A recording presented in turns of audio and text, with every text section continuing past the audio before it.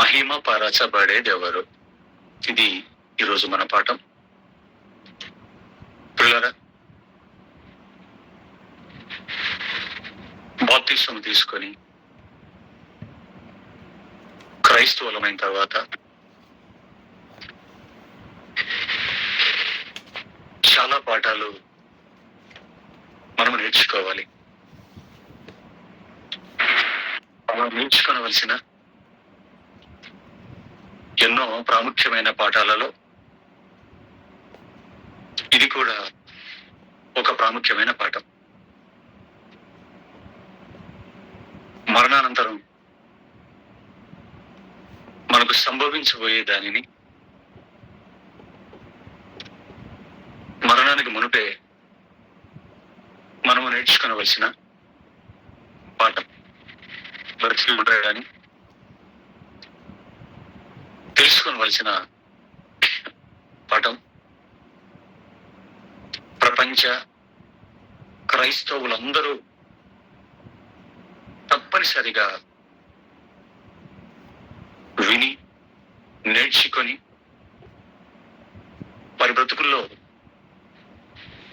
పాటించవలసిన పాఠం పిల్లలు. కాబట్టి జాగ్రత్తగా ఈ పాఠాన్ని మనం ఆలోచించగలిగితే మహిమ అనగానే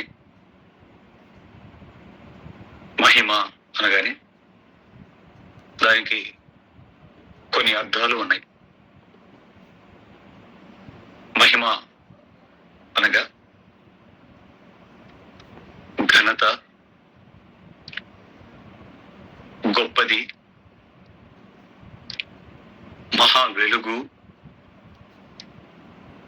అలాగే దేవుని లోకం. ఇవన్నీ పర్యాయ పదాలు లేదా నానార్థాలు. మహిమ అంటే ఏంటి? గొప్పది, ఘనత, మహా వెలుగు, దేవుని లోకం. ఓకేనా పిల్లలు? ఇలా అనేకమైన పర్యాయ పదాలు మహిమ అనే పదానికి అర్థాలుగా మనకు కనబడతాయి. మరి మన పాఠాన్ని చూడగలిగితే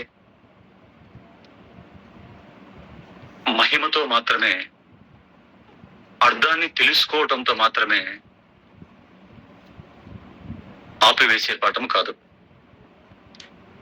మహిమలో మహిమ పరచబడేదెవరు అనగా ఇక్కడ ఈ పాఠంలో మహిమ అంటే దేవుని లోకం లేదా పరలోకం. మరి పరలోకములో మహిమ పరచబడేది ఎవరు? పరలోకములో మహిమ పరచబడాలి అంటే ఇక్కడ ఎలా బ్రతకాలి?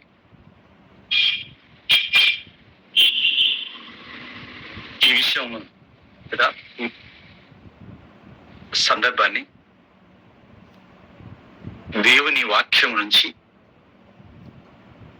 ఈరోజు మనం ఆలోచన చేద్దాం. మొదటగా మహిమ అంటే ఏంటో అర్థాన్ని మనం చెప్పుకున్నాం. ఇప్పుడు భాషలో వచ్చిన అర్థాలు మాత్రమే కాకుండా బైబిల్ కూడా వాటిని దృఢపరిచిందో లేదో, దానికి ఏ అర్థాన్ని ఇచ్చిందో కూడా మనం చూసుకున్నాం. కీర్తనల గ్రంథం 73వ అధ్యాయం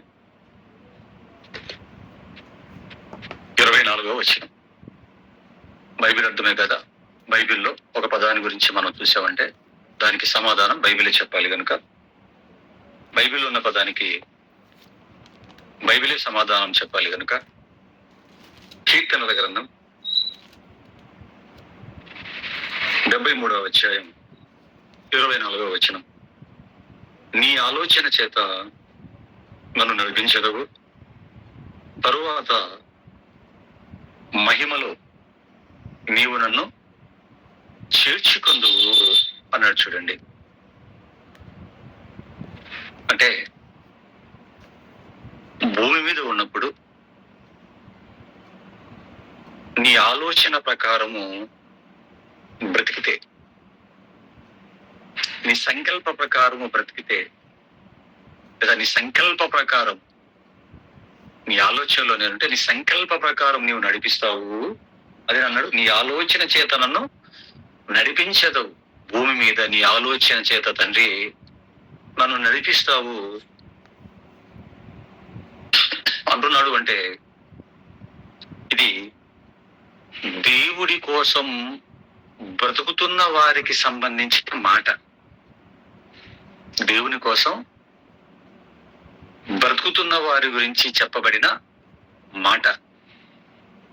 ఎవరికి పడితే వారికి సంబంధించింది కాదు. అంటే అందరికీ సంబంధించిన, అందరికీ వర్తించే మాట కూడా ఇది కాదు ప్రియులారా. ఎవరికి అంటే భూమి మీద ఆయన కోసం, ఆయన మాట ప్రకారం బ్రతికే వారికి సంబంధించిన మాట. ఇలా భూమి మీద దేవుడి కోసం బ్రతికితే మరణించిన తర్వాత దేవుడు ఏం చేస్తాడు అంటే, తర్వాత మహిమలో నీవు నన్ను చేర్చుకొనేదవు అన్నాడు. ఆయన మాటల ప్రకారం భూమి మీద బ్రతికితే మరణించిన తర్వాత ఏం చేస్తాడని చెబుతున్నాడంటే, తర్వాత మహిమలో నీవు నన్ను చేర్చుకొందువు అన్నాడు. చూడండి పిల్లరా, అంటే మహిమ అనగానే ఇక్కడ మనకేమని అర్థమవుతుంది పిల్లరా? బాగా ఆలోచిస్తే పరలోకం అని అర్థమవుతోంది. ఎందుకంటే భూమి మీద దేవుడి కోసం బ్రతికిన వారు మరణించిన తర్వాత ఎక్కడికి వెళతారు అంటే, దేవుడున్న పరలోకానికి వెళ్తారు. తన కోసం బ్రతికిన వారిని మరణం పిదప దేవుడు ఎక్కడికి చేర్చుకుంటాడు అంటే, తన దగ్గరికి చేర్చుకుంటాడు, అంటే పరలోకానికి చేర్చుకుంటాడు. అదే ఇక్కడ భక్తుడు రాశాడు, తర్వాత నీవు నన్ను మహిమలో నీవు నన్ను చేర్చుకొందువు అన్నాడు. చూడండి పిల్లరా, మహిమ అంటే పరలోకమే అనడానికి మరి ఒక మాట మనం బైబిల్ నుంచి ఆలోచించగలిగితే, మార్కు సువార్త 10వ అధ్యాయం 37వ వచనాన్ని కూడా దయచేసి బైబిల్ ఇప్పి చూడండి పిల్లారా. మార్కు సువార్త 10వ అధ్యాయం 37వ వచనం, వారు నీ మహిమ యందు నీ కుడివైపున ఒకడును నీ ఎడం వైపున ఒకడును కూర్చుంటున్నట్లు మాకు దయచేయమని చెప్పిరి. ఇందుకు ఎవరు వీళ్ళు? 35, 36కి వెళ్ళిపోతే మీకు అర్థమైపోతుంది. ఎవరు అంటే జెబెదయి కుమారులు, అపోస్తులైన యోహాను గారు, అపోస్తులైన యాకోబు గారు పిల్లారా. ఈ సందర్భం మనకు తెలుసు, ఆల్రెడీ బైబిల్ చదువుకున్నాం కనుక. క్రీస్తు ప్రభువుల వారు సువార్త ప్రకటిస్తున్నప్పుడు ఆయనను వెంబడిస్తున్నటువంటి వీరు ఆయన మాటలను అర్థము చేసుకొని, ఆయన చెబుతున్నటువంటి బోధ సారాన్ని విని అర్థం చేసుకొని మనస్ఫూర్తిగా దానిని నమ్మి వచ్చి అడుగుతున్నారండి. నీ మహిమ యందు అన్నారు. చూడండి పిల్లరా, నీ మహిమ యందు నీ కుడివైపున ఒకడును నీ ఎడం వైపున ఒకడును అంటున్నాడు. మాకు స్థానం కల్పించండి అంటున్నారు పిల్లరా. ఏమండి, ఇదే సందర్భాన్ని, ఇదే మాటల్ని ఇంకా మత్తయి సువార్తలో కూడా 20వ అధ్యాయంలో దేవుడు రాయించాడు. చూడండి, మత్తయి సువార్త 20వ అధ్యాయం 21వ వచనాన్ని చూడండి పిల్లరా. మత్తయి సువార్త 20వ అధ్యాయం 21వ వచనం, 20 చూద్దాం, మీకు బాగా అర్థమవుతుంది. 20వ అధ్యాయం మత్తయి సువార్త 20వ వచనం నుంచి చదువుతున్నాను. అప్పుడు జెబెదయి కుమారుల తల్లి తన కుమారులతో కూడా ఆయన ఎద్దుకు వచ్చి నమస్కారం చేసి ఒక మనవి చేయబోగా, నీవేమి కోరుచున్నావని ఆయన అడిగిన, యేసుక్రీస్తు అడిగాడు. అందుకు ఆమె, నీ రాజ్యమందు ఈయన 2 కుమారులలో ఒకడు నీ కుడి వైపునను ఒకడు నీ ఎడమ వైపునను కూర్చుండ సెలవిమ్మని ఆయనతో అనెను. చూసారండి, అదే సందర్భాన్ని ఇక్కడ రాస్తున్నాడు. అక్కడ నీ మహిమ యందు అని అడిగారు, ఇక్కడ నీ రాజ్యములో అంటుంది ఆవిడిచ్చి. అంటే అర్థమేమని? పరలోకం అని మనకు అర్థమవుతుంది. నీ మహిమ యందు కుడి ఎడమలో మమ్మల్ని కూర్చుండనివ్వండి అని అడిగారంటే మరి దేని గురించి మాట్లాడుతున్నారు, దేని గురించి అడుగుతున్నారు అంటే భూమి మీద ఉన్నటువంటి పరిస్థితిని కాదు. భూమి మీద ఆల్రెడీ 12 మందిలో వారిద్దరికి చోటిచ్చాడు క్రీస్తు. మరి ఎక్కడ విషయాలు అడుగుతున్నారు వీరంటే, ఆయన బోధ అర్థం చేసుకొని పరలోకం గురించి ఆలోచించుకొని నీ మహిమ యందు అంటే దేవుడి మహిమ అన్న, దేవుని రాజ్యము అన్న, పరలోకము అన్న సంగతి ఇక్కడ మనకు అర్థమవుతుంది పిల్లరా. అక్కడ స్థానాన్ని తన పిల్లలకు అడుగుతుంది ఆవిడ. ఎందుకు అడుగుతుంది అంటే, పాత నిబంధనలో ఉన్నటువంటి ప్రతి భక్తులు దేనికోసం వాళ్ళు ప్రయత్నించారు, దేనికోసం ప్రయాసపడ్డారు అంటే పిల్లరా, ఈ పరలోకం కోసమే ప్రయాసపడ్డారు. మహిమలోక ప్రవేశం కోసమే వారు ప్రయాసపడ్డారు పిల్లరా. ప్రవక్తలు కష్టపడిన, భక్తులు కష్టపడిన వీరందరూ కూడా పరలోకంలో చేరుకోవడం, పరలోకంలో చోటు కోసమే కష్టపడ్డారు పిల్లరా. వారి రాసిన పుస్తకాలు చదువుకున్నారు కనుక ఈ జెబెదయి గారి భార్య గారు, జెబెదయి కుమారులు కూడా ఆల్రెడీ యూదులు గనుక వాటి సారం తెలుసు గనుక, క్రీస్తు యొక్క బోధల సారము కూడా భూమి మీదకి వచ్చిన మనిషి పరలోకానికి చేరుకోవడమే గనుక, ఆయన చెబుతున్నది కూడా అదే గనుక, ఇవన్నీ చదువుకున్న ఆయన మాటలు అర్థం చేసుకున్న వారుగా ఆ తల్లి, ఆ కుమారులు కూడా వచ్చి పరలోకాన్ని మాకు ఇవ్వు అని కాకుండా, అందరికంటే పాత నిబంధన భక్తుల కంటే అప్పుడున్న వారందరికంటే ఒక్క మెట్టు పై స్థానంలో కూర్చోవాలని ఆలోచించి, నీ మహిమలో మాకు చోటునివ్వండి అని అడగట్లేదు వాళ్ళు. నీ మహిమలో నువ్వు ఉంటావు కదా, ఒక నెంబర్ 1 స్థానంలో ఉంటాడు మీరు. మీ కుడివైపున ఎడం వైపున అంటే అందరికంటే ఒక మెట్టు పైన మాకు అవకాశాన్ని, సీటును ప్రసాదించండి ప్రభువా అని వచ్చి వీళ్ళు అడుగుతున్నారు పిల్లరా. అంటే ఇక్కడ కూడా మహిమ అనగానే పరలోకము అని మనకి ఇక్కడ అర్థమవుతుంది పిల్లరా. మరొక మాట కూడా బైబిల్ నుంచి మనం చూద్దాం.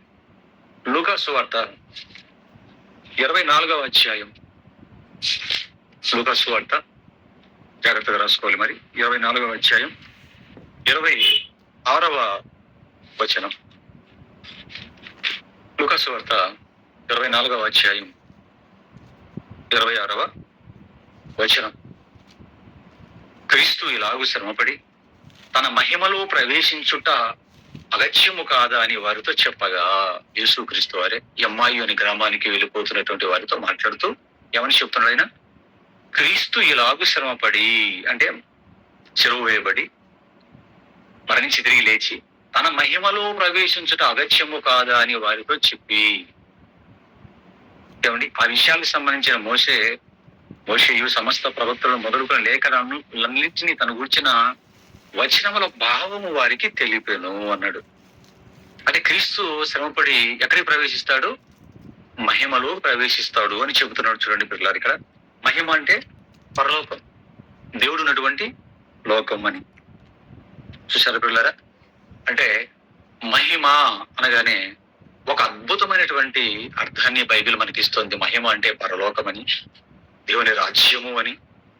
పిల్లరా, చక్కటి వివరణ మనకు బైబిల్ ఇచ్చింది. మనకు కూడా దీన్ని బట్టి బైబిల్ టు బైబిల్ చూసుకున్నాం కాబట్టి, మహిమ అంటే దేవుడున్న లోకమని, మహిమలో ప్రవేశించటం అంటే పరలోకంలో ప్రవేశించటము అని బైబిల్ని బట్టి, లేఖనాలను బట్టి మనకు అర్థమైపోయింది పిల్లలు. ఇక మహిమలో మహిమ పరచబడేది ఎవరు? ఎందుకంటే మహిమతోనే మన పాఠం అయిపోలేదు. ఆ మహిమలో అంటే పరలోకంలో, మహిమ అంటే పరలోకం కదా, ఆ పరలోకంలో మహిమ పరచబడేది ఎవరు అంటే, ఈ మాట మన చెవిని పడగానే మనకు కలుగుతున్నటువంటి ఆలోచనలు అంటే మహిమ ఉంటుంది, పరలోకం అనేది ఉంది. పరలోకములో కూడా మహిమ పరచబడటం అనే కార్యక్రమం కూడా ఉంటుంది అన్న విషయం ఈజీగా మనకు అర్థమైపోతుంది. మహిమలో మహిమపరచబడేది ఎవరు అంటే పరలోకంలో మహిమపరచబడటం అనేది ఒకటి ఉంటుందని, అక్కడ మహిమపరచబడే కార్యక్రమం ఒకటి ఉంటుందని, ఎవరో మహిమపరచబడతారు అన్న సంగతి కూడా ఇక్కడ మనకు అర్థమవుతుంది. పిల్లారా, బైబిల్ను చక్కగా ఇలాగే మనం ఆలోచించాలి. మహిమలో మహిమపరచబడటం, ఈ విషయాలన్నీ మనం తెలుసుకోవాలి పిల్లారా. అంతేకాని క్రైస్తవుడు అనగానే ఇక్కడ భూమి మీద దేవుడి కోసం భక్తిగా బ్రతికితే ఏదో పరలోకానికి వెళ్ళిపోతాం, ప్రభుతో కూడా అక్కడ ఉంటామని అది మాత్రమే కాదు. కానీ అక్కడికి వెళ్ళిన తర్వాత భూమి మీద ప్రభువు కోసం నీవు పడిన ప్రయాసను బట్టి, కష్టాన్ని బట్టి, చేసిన త్యాగాన్ని బట్టి, నువ్వు పెట్టిన ఖర్చును బట్టి, పడిన నిందలను బట్టి,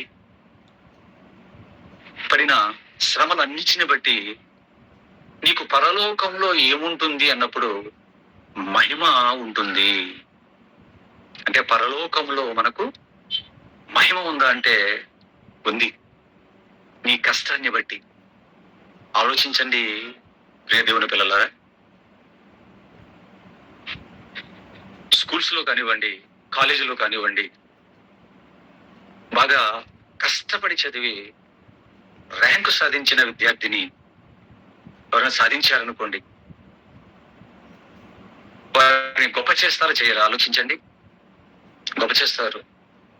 ఎందుకంటే మా స్కూల్లో, మా కాలేజీలో చదివి స్టేట్ ఫస్ట్ ర్యాంకు సాధించాడు, స్టేట్ ర్యాంకు సాధించాడు అంటే ఆ స్కూల్కు ఘనతను తీసుకొని వచ్చాడు అని వారిని ఆ యాజమాన్యం ఘనపరుస్తుంది పిల్లలారా. అలాగే కష్టపడి చెమటూడ్చి మంచి దిగుబడిని సాధించిన రైతును కూడా ప్రభుత్వం ఏం చేస్తుంది? అందరికంటే అధిక దిగుబడిని సాధించాడు కనుక ఉత్తమ రైతుగా అతనికి ఒక మెడల్ ఇస్తుంది గవర్నమెంట్. అంతేకాదు, తన పనిలో బాగా కష్టపడి విద్యార్థులను ఉన్నతంగా తీర్చిదిద్దిన ఒక ఉపాధ్యాయుని కూడా గవర్నమెంట్ ఏం చేస్తుంది అంటే అతన్ని కూడా ఘనపరుస్తుంది. ఉత్తమ ఉపాధ్యాయుడు అనేటువంటి అవార్డునిచ్చి అతన్ని గొప్ప చేస్తుంది పిల్లరా. తన శాలరీ తనకు వస్తుంది. శాలరీతో పాటు ఒక బిరుదుతో, ఉత్తమ ఉపాధ్యాయుడు అనేటువంటి ఒక బిరుదుతో కూడా సత్కరించి గొప్ప చేయటం, ఘనపరచడం కూడా మనం చూస్తున్నాం. అలాగే క్రీస్తులో వచ్చిన నీవు ఉన్నతంగా ఆయన కార్యక్రమాలను చేస్తూ బ్రతికగలిగితే, ఈ లోకాన్ని విడిచిపెట్టిన తర్వాత తన మహిమలో పరలోకంలో ప్రవేశించిన తర్వాత మరి దేవుడు నిన్ను గొప్ప చేయడా, ఘనపరచడా అంటే తప్పనిసరిగా ఘనపరుస్తాడు పిల్లరా. భూమి మీద కనపరచకపోవచ్చు, మనుషులు కనపరచకపోవచ్చు, పట్టించుకోకపోవచ్చు మనల్ని మనుషులు. భూమి మీద మనకు దేవుడి కోసం బ్రతికినప్పుడు భూమి మీద మనల్ని కనపరచకపోవచ్చు పిల్లరా. ఇక్కడ గంట వచ్చినా రాకపోయినా ఉన్నతంగా దేవుడి కోసం, దేవుడి కార్యక్రమాలలో మనం చేస్తూ బ్రతికినప్పుడు మరణించిన తర్వాత తప్పనిసరిగా దేవుడు మనల్ని ఘనపరుస్తాడు పిల్లరా. ఆలోచించండి. ఇక ఇది మనకు దక్కాలి అంటే కొన్ని విషయాలను మనము భూమి మీద నేర్చుకోవాలి. అంటే మనం ఏం చేయాలి? నెంబర్ 1 ఏం చేయాలి? మహిమలోకి వెళ్ళే వారంగా ఉండాలి. ఆలోచించండి. నెంబర్ 1 మనం మహిమలోకి వెళ్ళే వారంగా ఉండాలి. నెంబర్ 2 మహిమలో మహిమపరచబడే వారంగా కూడా మనం ఉండాలి పిల్లారా. అంటే ఈ భూమి మీద ఈ బ్రతుకు తర్వాత మనం సాధించుకోవాలి అంటే ఇవి ఎక్కడ నేర్చుకోవాలి అంటే భూమి మీద ఉంటుండగానే వీటిని మనం నేర్చుకోవాలి పిల్లారా. పై రెండింటి ప్రకారం, ఇప్పుడు నేను చెప్పిన రెండింటి ప్రకారం చక్కగా మనసులో పెట్టుకొని మనం బ్రతకగలిగితే పిల్లరా, మరణించిన తర్వాత ఈ రెండు కూడా మనకు దక్కుతాయి పిల్లరా. అంటే నేర్చుకోవాలి భూమి మీద ఉంటుండగానే, వాటిని నేర్చుకోగలగాలి. అంతేగాని ఏదో బాప్తిజం తీసుకున్నాం, సంఘంలోకి వచ్చాం, పరలోకానికి వెళ్ళిపోతాం అన్నటువంటి ఆలోచనతోనే బ్రతకడం కాదు పిల్లరా. అందరిలాగా మేము బాప్తిజం తీసుకున్నాం, అందరిలాగా మేము కూడా చర్చికి వెళ్ళిపోతాం పరలోకానికంటే కుదరదు పిల్లరా. బాప్తిసము తీసుకొని సంఘములకు వచ్చిన మనం ఇదిగో ఇటువంటి విషయాలన్నీ కూడా మనం జాగ్రత్తగా మనం నేర్చుకోవాలి. పరలోకం అనేది ఉచితంగా వచ్చేది కాదు, ఊరికి వచ్చేది కాదు పిల్లరా. ఆ మహిమలోకం మనకు దక్కాలి అంటే భూమి మీద కష్టపడాలి. ఎన్నో కష్టాలు ఈ విశ్వాస జీవితంలో మనకు ఎదురవుతాయి. ఎన్నో నిందలు, ఎన్నో శ్రమలు, ఎన్నో మనకు ఎదురవుతాయి పిల్లరా. ఊరికనే వచ్చేది కాదు. తండ్రి పనిలో ఇవన్నీ మనం పడాలి. మనకు వచ్చినప్పుడు వీటన్నిటిని మనం పడుతూ ఓపికతో మన బ్రతుకును ముందుకు కొనసాగించాలి పిల్లరా. ఇవి నేను చెబుతున్న మాటలు కాదు పిల్లరా. అపోస్తలుడైన పౌలు గారు మొదటి శతాబ్దంలో క్రీస్తుని గురించిన సువార్తను విని నమ్మి బాప్తిసం పొంది సంఘంలోకి చేర్చబడినటువంటి విశ్వాసాలను ఉద్దేశించి ఎవరు చెబుతున్నాడో అపోస్తల కార్యాలు 14వ అధ్యాయం 22వ వచనాన్ని దయచేసి చూడండి పిల్లరా. అపోస్తల కార్యాలు 14వ అధ్యాయం 22వ వచనం. పరలోకం అనేది ఊరికే వచ్చేది కాదని, భూమి మీద నమ్మి బాప్తిసం తీసుకొని సంఘంలోకి చేర్చబడిన వారికి ఏముంటాయో చెబుతున్నాడు చూడండి పిల్లరా. అపోస్తల కార్యాలు 14వ అధ్యాయం 22వ వచనం. శిష్యుల మనస్సులను దృఢపరిచి అనేక విశ్వాసమందు నిలకడగా ఉండవలననియు, శిష్యుల మనస్సులను దృఢపరిచి విశ్వాసమందు నిలకడగా ఉండవలననియు అనేక శ్రమలను అనుభవించి మనము దేవుని రాజ్యంలో ప్రవేశింపవలననియు వారిని హెచ్చరించి అంటున్నాడు చూడండి పిల్లరా. ఏం చెప్తున్నాడట? శిష్యులను ఉద్దేశించి, అంటే శిష్యులు అంటే క్రైస్తవులు, క్రీస్తును నమ్మిన వారు. క్రైస్తవులు అంటే బాప్తిసము తీసుకున్న వాళ్ళే క్రైస్తవులు అవుతారు. అంటే క్రైస్తవులు అంటే బాప్తిసము తీసుకుని క్రైస్తవులుగా మారిన వారిని ఉద్దేశించి మాట్లాడుతున్నాడు. ఏమని? శిష్యుల మనస్సులను దృఢపరచి. మొదట ఏం చేశాడట? శిష్యుల మనస్సులను దృఢపరుస్తున్నాడట. దృఢపరిచి ఏం చెబుతున్నాడు అంటే అనేక శ్రమలను అనుభవించి అని చెప్తున్నాడు. దేవుని రాజ్యంలోకి, పరలోకంలోకి మనం ప్రవేశించాలి అంటే, మహిమలోకంలోకి ప్రవేశించాలి అంటే భూమి మీద మనం ఏం చేయాలి అంటే అనేక శ్రమలను మనము అనుభవించాలి అన్నాడు చూడండి పిల్లరా. విశ్వాసమందు నిలకడగా ఉండాలి అని చెప్తున్నాడట. ఏమండి? శిష్యుల మనస్సులను దృఢపరిచి మొట్టమొదటి ఏం చెప్పాడట? విశ్వాసమందు నిలకడగా ఉండవలననియో, విశ్వాసమందు నిలకడగా ఉండాలి అని చెబుతున్నాడట. విశ్వాసమందు కదులుతూ ఉండటం, కొద్ది రోజులు ఉండటం, ఆ తర్వాత దేవుని విడిచిపెట్టి వెళ్ళిపోవటం, మరలాకు రావటం, కొద్ది రోజులు ఉండటం, మరలా విడిచిపెట్టి వెళ్ళిపోవటం, ఇలా ఉండకూడదు. విశ్వాసమందు నిలకడగా ఉండాలి అన్నాడు. అంటే నిలకడ లేకపోతే నీకు పరలోకం రాదు నాయనా అని చెప్తున్నాడు. అందుకనండి, అంటే పరలోకంలో మనం ప్రవేశించాలి అంటే భూమి మీద మొట్టమొదట మనకి ఏముండాలి? విశ్వాసం. ఈ విశ్వాసమే లేదనుకోండి, మనకు అసలు మొదట విశ్వాసమే లేదనుకోండి, అంటే పరలోకానికి వెళ్ళటానికి మనం అనర్హులుగా మారిపోతాం పిల్లరా. ఎందుకంటే విశ్వాసం అనేది లోకస్తులకు ఉండదు, వారికి విశ్వాసం ఉండదు, కాబట్టి వారు పరలోకానికి వెళ్ళరు. మనం పరలోకానికి వెళ్ళాలనుకుంటున్నాం కనుక, పరలోకానికి వెళ్ళాలి అంటే నాయన మొదట నీకు ఏముండాలి అంటే విశ్వాసం ఉండాలి అన్నాడు. విశ్వాసం ఉండాలి. విశ్వాసం నీకుందా? అయితే విశ్వాసం ఉన్న నీవు విశ్వసించిన ఏ విశ్వాసంలో అయితే నువ్వు ఉన్నావో అందులో నిలకడగా ఉండాలి అన్నాడు చూడండి. మొదట విశ్వాసం ఉండాలి, ఆ విశ్వాసంలో నీవు నిలకడగా ఉండాలి. అలా నువ్వు విశ్వాసములో నిలకడగా ఉంటున్నప్పుడు దేవుళ్ళు నువ్వు నిలబడి విశ్వాసంలో నిలకడగా ఉంటున్నప్పుడు నీకేం సంభవిస్తాయి అంటే ఆశీర్వాదాలు, దీవెనలు, నెమ్మదికరమైన జీవితము, ఆస్తులు పాస్తులు అభివృద్ధి చెందటాలు, ఇలాంటి వాటి గురించి నువ్వు ఆలోచించకూడదు. ఎందుకంటే విశ్వాసంలోకి వచ్చిన తర్వాత, సంఘంలో చేర్చబడిన తర్వాత, నమ్మి బాప్తిజం పొందిన తర్వాత క్రైస్తవుల్లో ఉన్న ఆలోచన, క్రైస్తవులు చెప్పే మాటలు కూడా ఇలాగుంటాయి. ఏమంటే దేవుని దయ వల్ల మేము ప్రభువుని నమ్ముకున్నామండి. ప్రభువు నమ్ముకున్న తర్వాత మా జీవితం చక్కగా సాగిపోతుంది. దేవుని దయ వల్ల దీవింపబడ్డామండి. కుటుంబంతో, పిల్లా పాపలతో, సుఖశాంతులతో మేము ఉంటున్నామండి అని చెబుతుంటారు. పిల్లరా, ఇది క్రైస్తవుల్లో అనేకుల్లో ఉన్నటువంటి ఆలోచన, అనేకులు సేవకులు కూడా చెబుతున్నటువంటి మాటలు. కానీ విశ్వాసంలో నీవు నిలకడగా ఉంటే నీకు సంభవించేది ఏంటి అంటే, విశ్వాసమందు నిలకడగా ఉండవలెననియు అనేక శ్రమలను అనుభవించి అన్నాడు. చూడండి, మనము దేవుని రాజ్యంలో ప్రవేశింపవలని అంటే దేవుని పరలోకంలో నువ్వు ప్రవేశించటానికి మునుపు విశ్వాసమందు నిలకడగా ఉన్నప్పుడు ఈ మధ్యలో నీకేం సంభవిస్తాయి అంటే శ్రమలు సంభవిస్తాయి నాయనా అన్నాడు.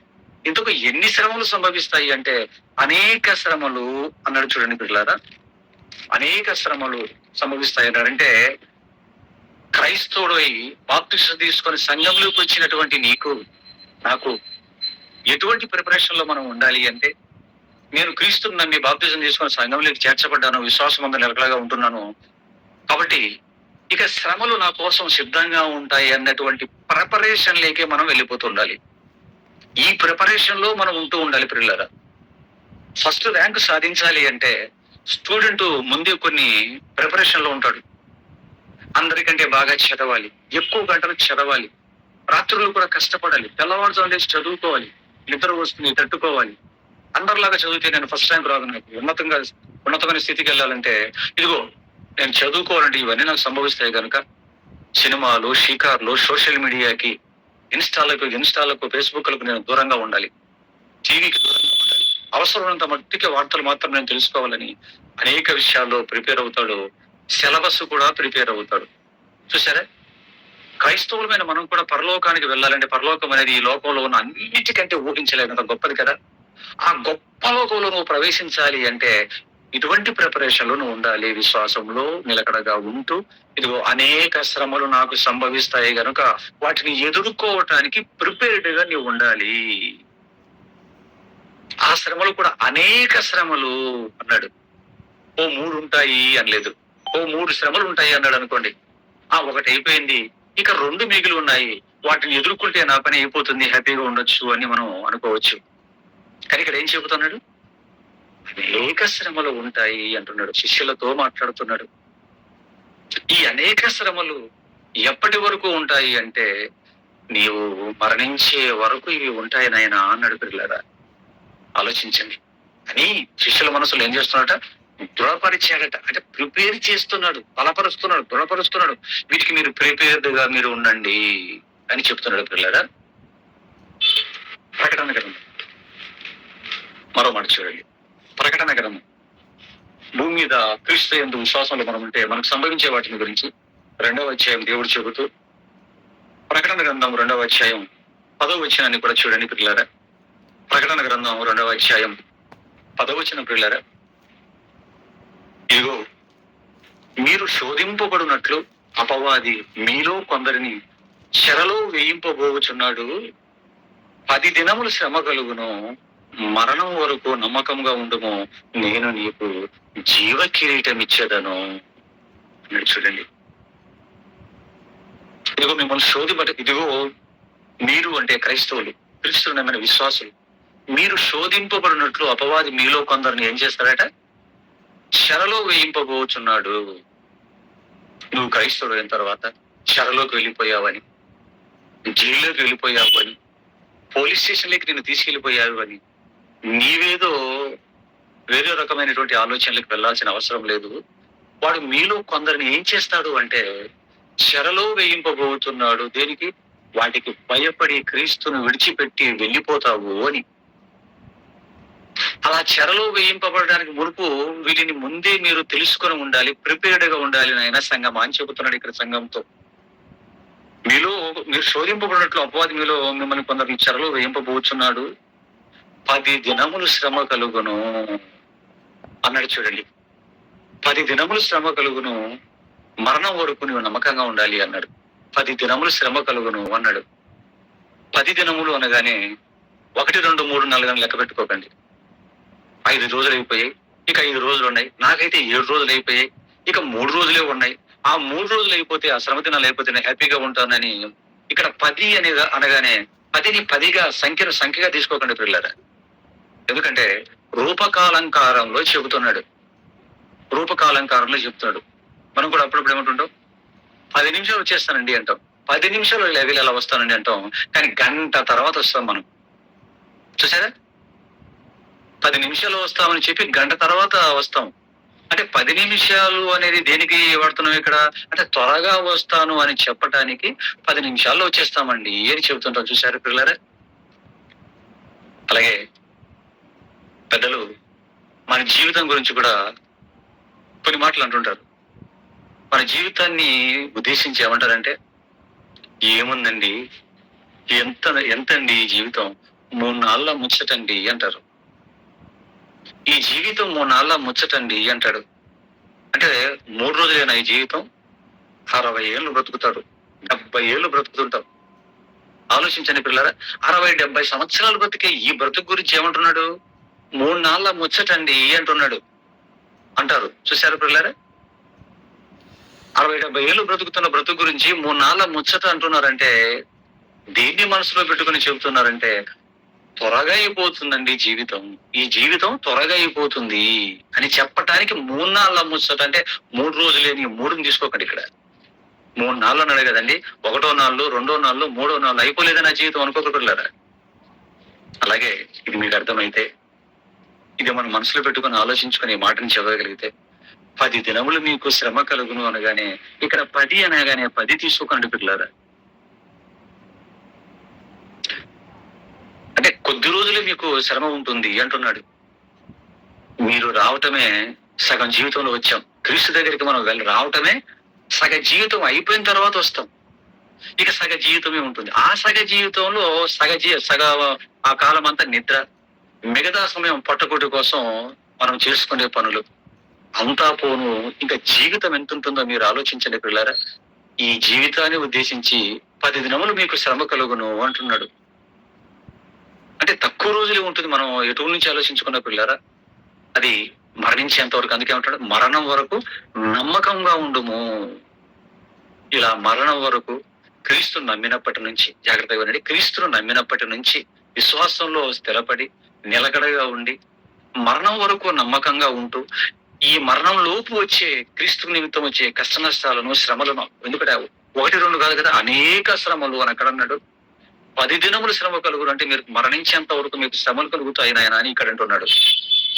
ఇలా భూమి మీద మనం దేవుడి కోసం, ఆయన పని కోసం కష్టాలకు, శ్రమలకు ఓడ్చుకుని ఉండగలిగితే, ఇవి అయిపోయిన తర్వాత నీకు ఏమొస్తుంది అంటే, ఇదిగో దేవుడు నిన్ను ఘనపరుస్తాడు అన్నాడు. అదే ఇక్కడ ఏమన్నాడు, 10 దినములు మీకు శ్రమ కలుగును, మరణం వరకు నమ్మకంగా ఉండుము, నేను మీకు ఏమిస్తానంటున్నాడు, జీవ కిరీటం ఇచ్చేదను.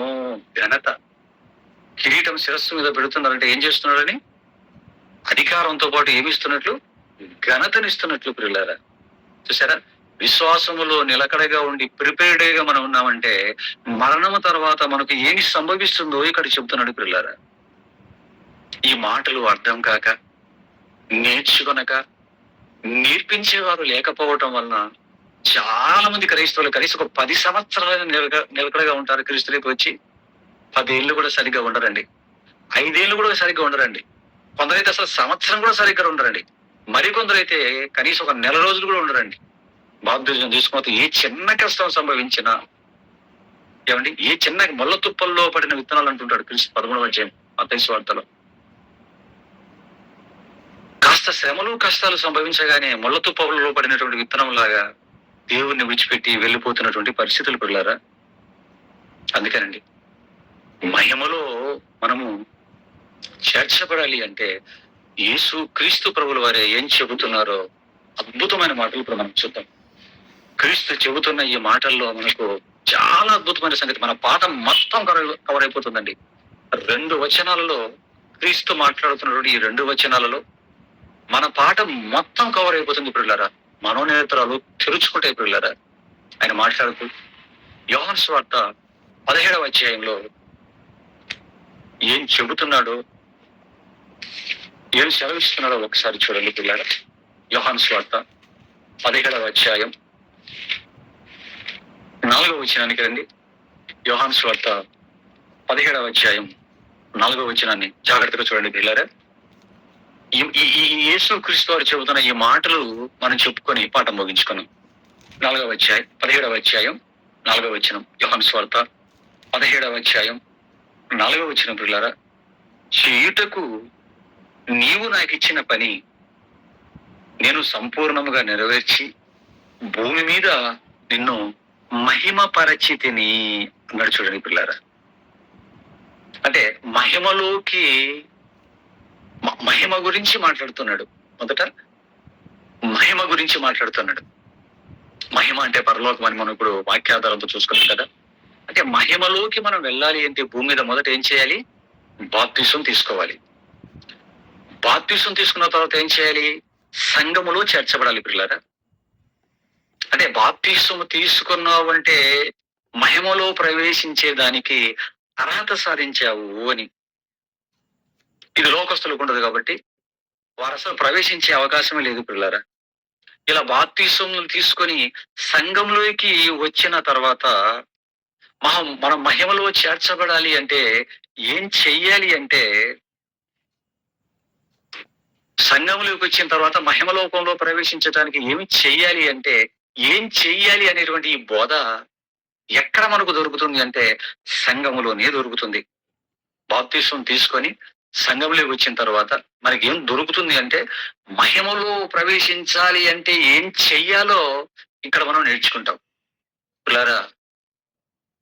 సంఘములో తప్ప మహిమలో ప్రవేశించాలంటే ఏం చేయాలి అన్నటువంటి ఈ మాటలు ఏ కాలేజీలో గాని, ఏ యూనివర్సిటీలో గాని, సంఘానికి బయట ఎక్కడ మనకి వినపడదు పిల్లరా. ఎక్కడ ఇది మనకు నేర్పించదు పిల్లరా. సంఘములోనే ఈ మాటలు మనం నేర్చుకుంటాం. సంఘంలోనే ఇది మనకు దొరుకుతుంది పిల్లరా. అందుకే చెబుతున్నాడు యేసు క్రీస్తు వారు చెబుతూ ఏమంటున్నాడండి అంటే, ఈ మాటలు ఎక్కడ నేర్చుకోవాలని మనకు అర్థమైంది? సంఘములో నేర్చుకోవాలి పిల్లరా. జాగ్రత్త. ఈ విషయాలు నేర్పించే సంఘములోనే నీవు ఉన్నావో లేదో నీకు నువ్వే పరీక్షించుకోవాలి. 4వ వచనం 17:4. చేయుటకు నీవు నాకిచ్చిన పని అంటున్నాడు పిల్లరా. అంటే మహిమలో మనం చేర్చబడాలి అంటే సంఘంలోకి వచ్చిన తర్వాత మనం ఏం తెలుసుకోవాలో ఇక్కడ యేసుక్రీస్తు వారు చెబుతున్నారు పిల్లరా. చేయుటకు నీవు నాకిచ్చిన పని అన్నాడు. దేవా, తండ్రితో మాట్లాడుతున్నాడు, ప్రార్థిస్తున్నాడు. తండ్రి, నీవు నాకు ఒక పని ఇచ్చావు, నేను చేయటానికి నాకేమిచ్చావు? ఒక పని ఇచ్చావు అన్నాడు. అది ఏ పనో, దేవుడు ఏ పని ఇచ్చాడో క్రీస్తుకు తెలిసి ఉండాలి. తెలిసి ఉంటేనే ఆ పనిలో ఉండగలుగుతాడు. ఇక వేరే పనులు చేయడానికి లేదు, వేరే పనుల్లోకి వెళ్లకుండా ఉంటాడు. అందుకేమంటున్నాడు? చేయుటకు నువ్వు నాకు ఇచ్చిన పని అన్నాడు. అంటే దేవుడి లోకానికి పంపడానికి ముందు ఆయనకు ఒక పని ఇచ్చాడని, ఆ పనిని ఆయన చెయ్యాలి అని చెబుతున్నాడు ఇక్కడ పిల్లరా.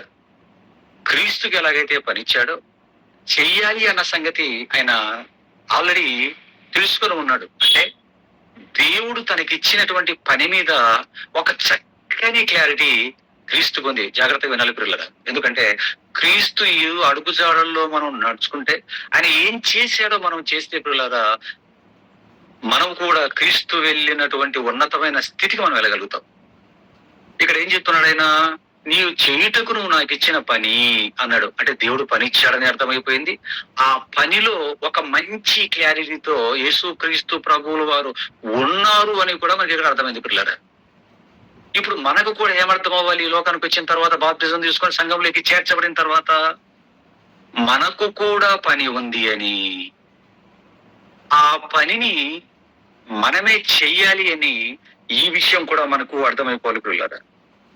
అంటే సంఘంలోకి చేర్చబడిన నీవు, సంఘంలోకి చేర్చబడిన నేను, సంఘంలోకి చేర్చబడిన తర్వాత మనకి ఏమర్థం అవ్వాలి? మొదట మనకు పనులు ఉన్నాయి అన్న సంగతి మనకు అర్థం అవ్వాలి. అంటే ఏ పనేంటో, నీకున్న పనేంటో మొదట దీన్ని తెలుసుకోవాలి మనం.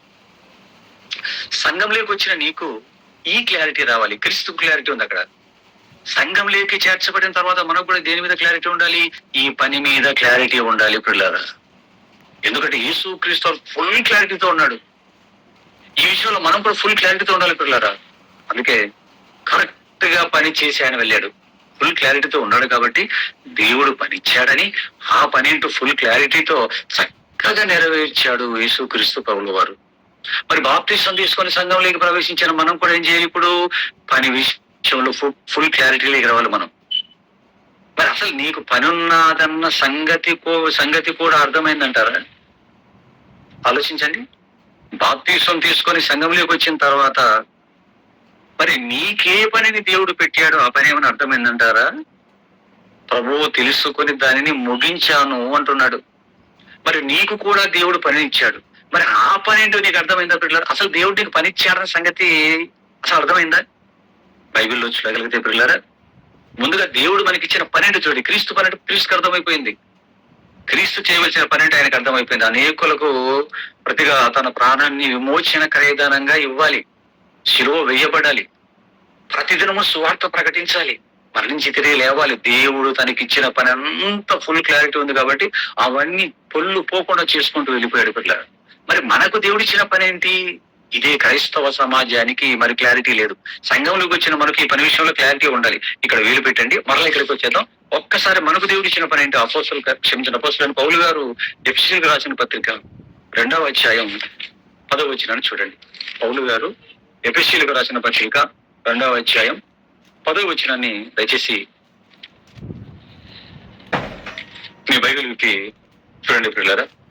ఎఫెసీయులకు రాసిన పత్రిక 2వ అధ్యాయం 10వ వచనం ఏమంటాడు చూడండి అక్కడ. మరియు వాటి యందు మనము నడుచుకొనవలెనని దేవుడు ముందుగా సిద్ధపరిచిన సత్క్రియలు చేయుటకై మనము క్రీస్తు యేసునందు సృష్టింపబడిన వారమై ఆయన చేసిన పని అయి ఉన్నాము అన్నాడు.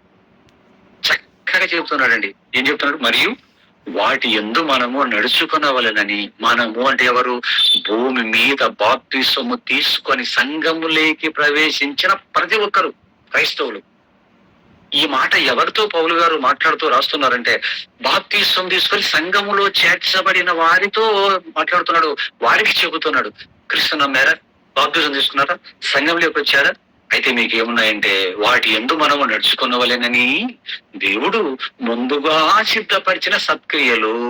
నీవు ఈ లోకానికి రాక మునుపే నీకు నాకు దేవుడు ఏం చేశాడంటే ముందుగా సత్క్రియలు అంటే సువార్త పనులను దేవుడు సిద్ధపరచి ఆ పనులు చెయ్యటానికి నిన్ను పంపాడు. యేసు క్రీస్తు కోసం ముందు పని సిద్ధపరిచాడు, అది చెయ్యటానికి క్రీస్తుని లోకానికి పంపాడు.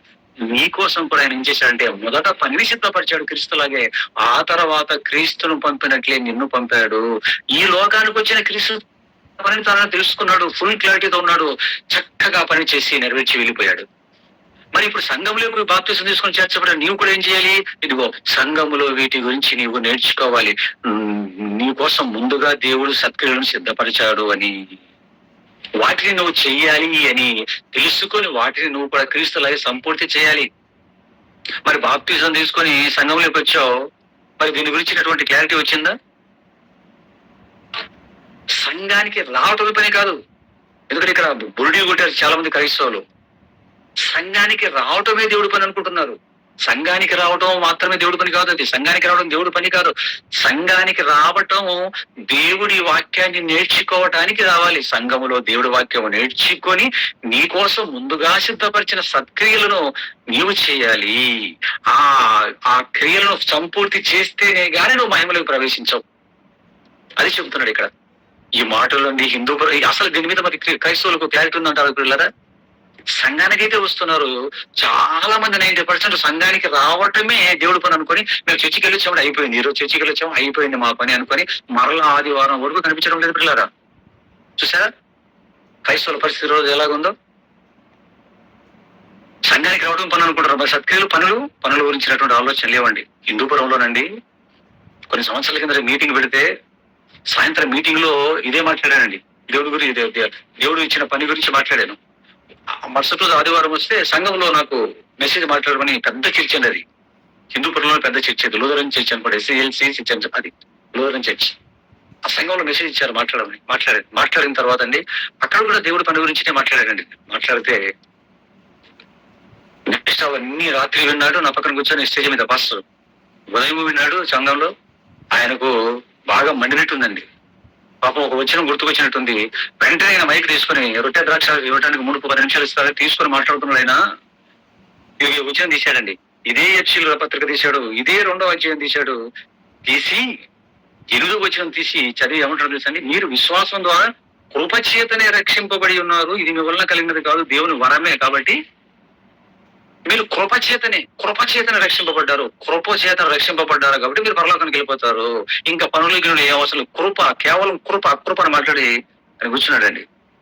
పిల్లరా 8వ వచనంతో ఆపేశాడు తప్ప 2 వచనాలు క్రిందకు వేయగానే దేవుడు ఏం చెబుతున్నాడో కంటిన్యూషన్ గా ఆయనకు అర్థం కాలేదు.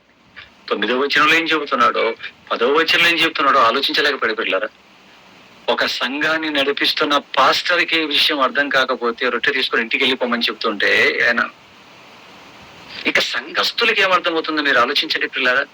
అప్పుడు నేను అనుకున్నాడు, ఈ సంఘం పని అయిపోయింది పో అనుకున్నాను. చెబుతున్నా అది అర్థం కాకుండా వల్ల అడ్డుపులు వేస్తున్నాడంటే అక్కడ మీటింగ్ అయిపోయి నేను వచ్చేసిన తర్వాత నెక్స్ట్ ఆదివారంలో ఏం చెప్పింటాడు ఆయన చెప్పినంత తప్పుడు బోధ చేశాడండి.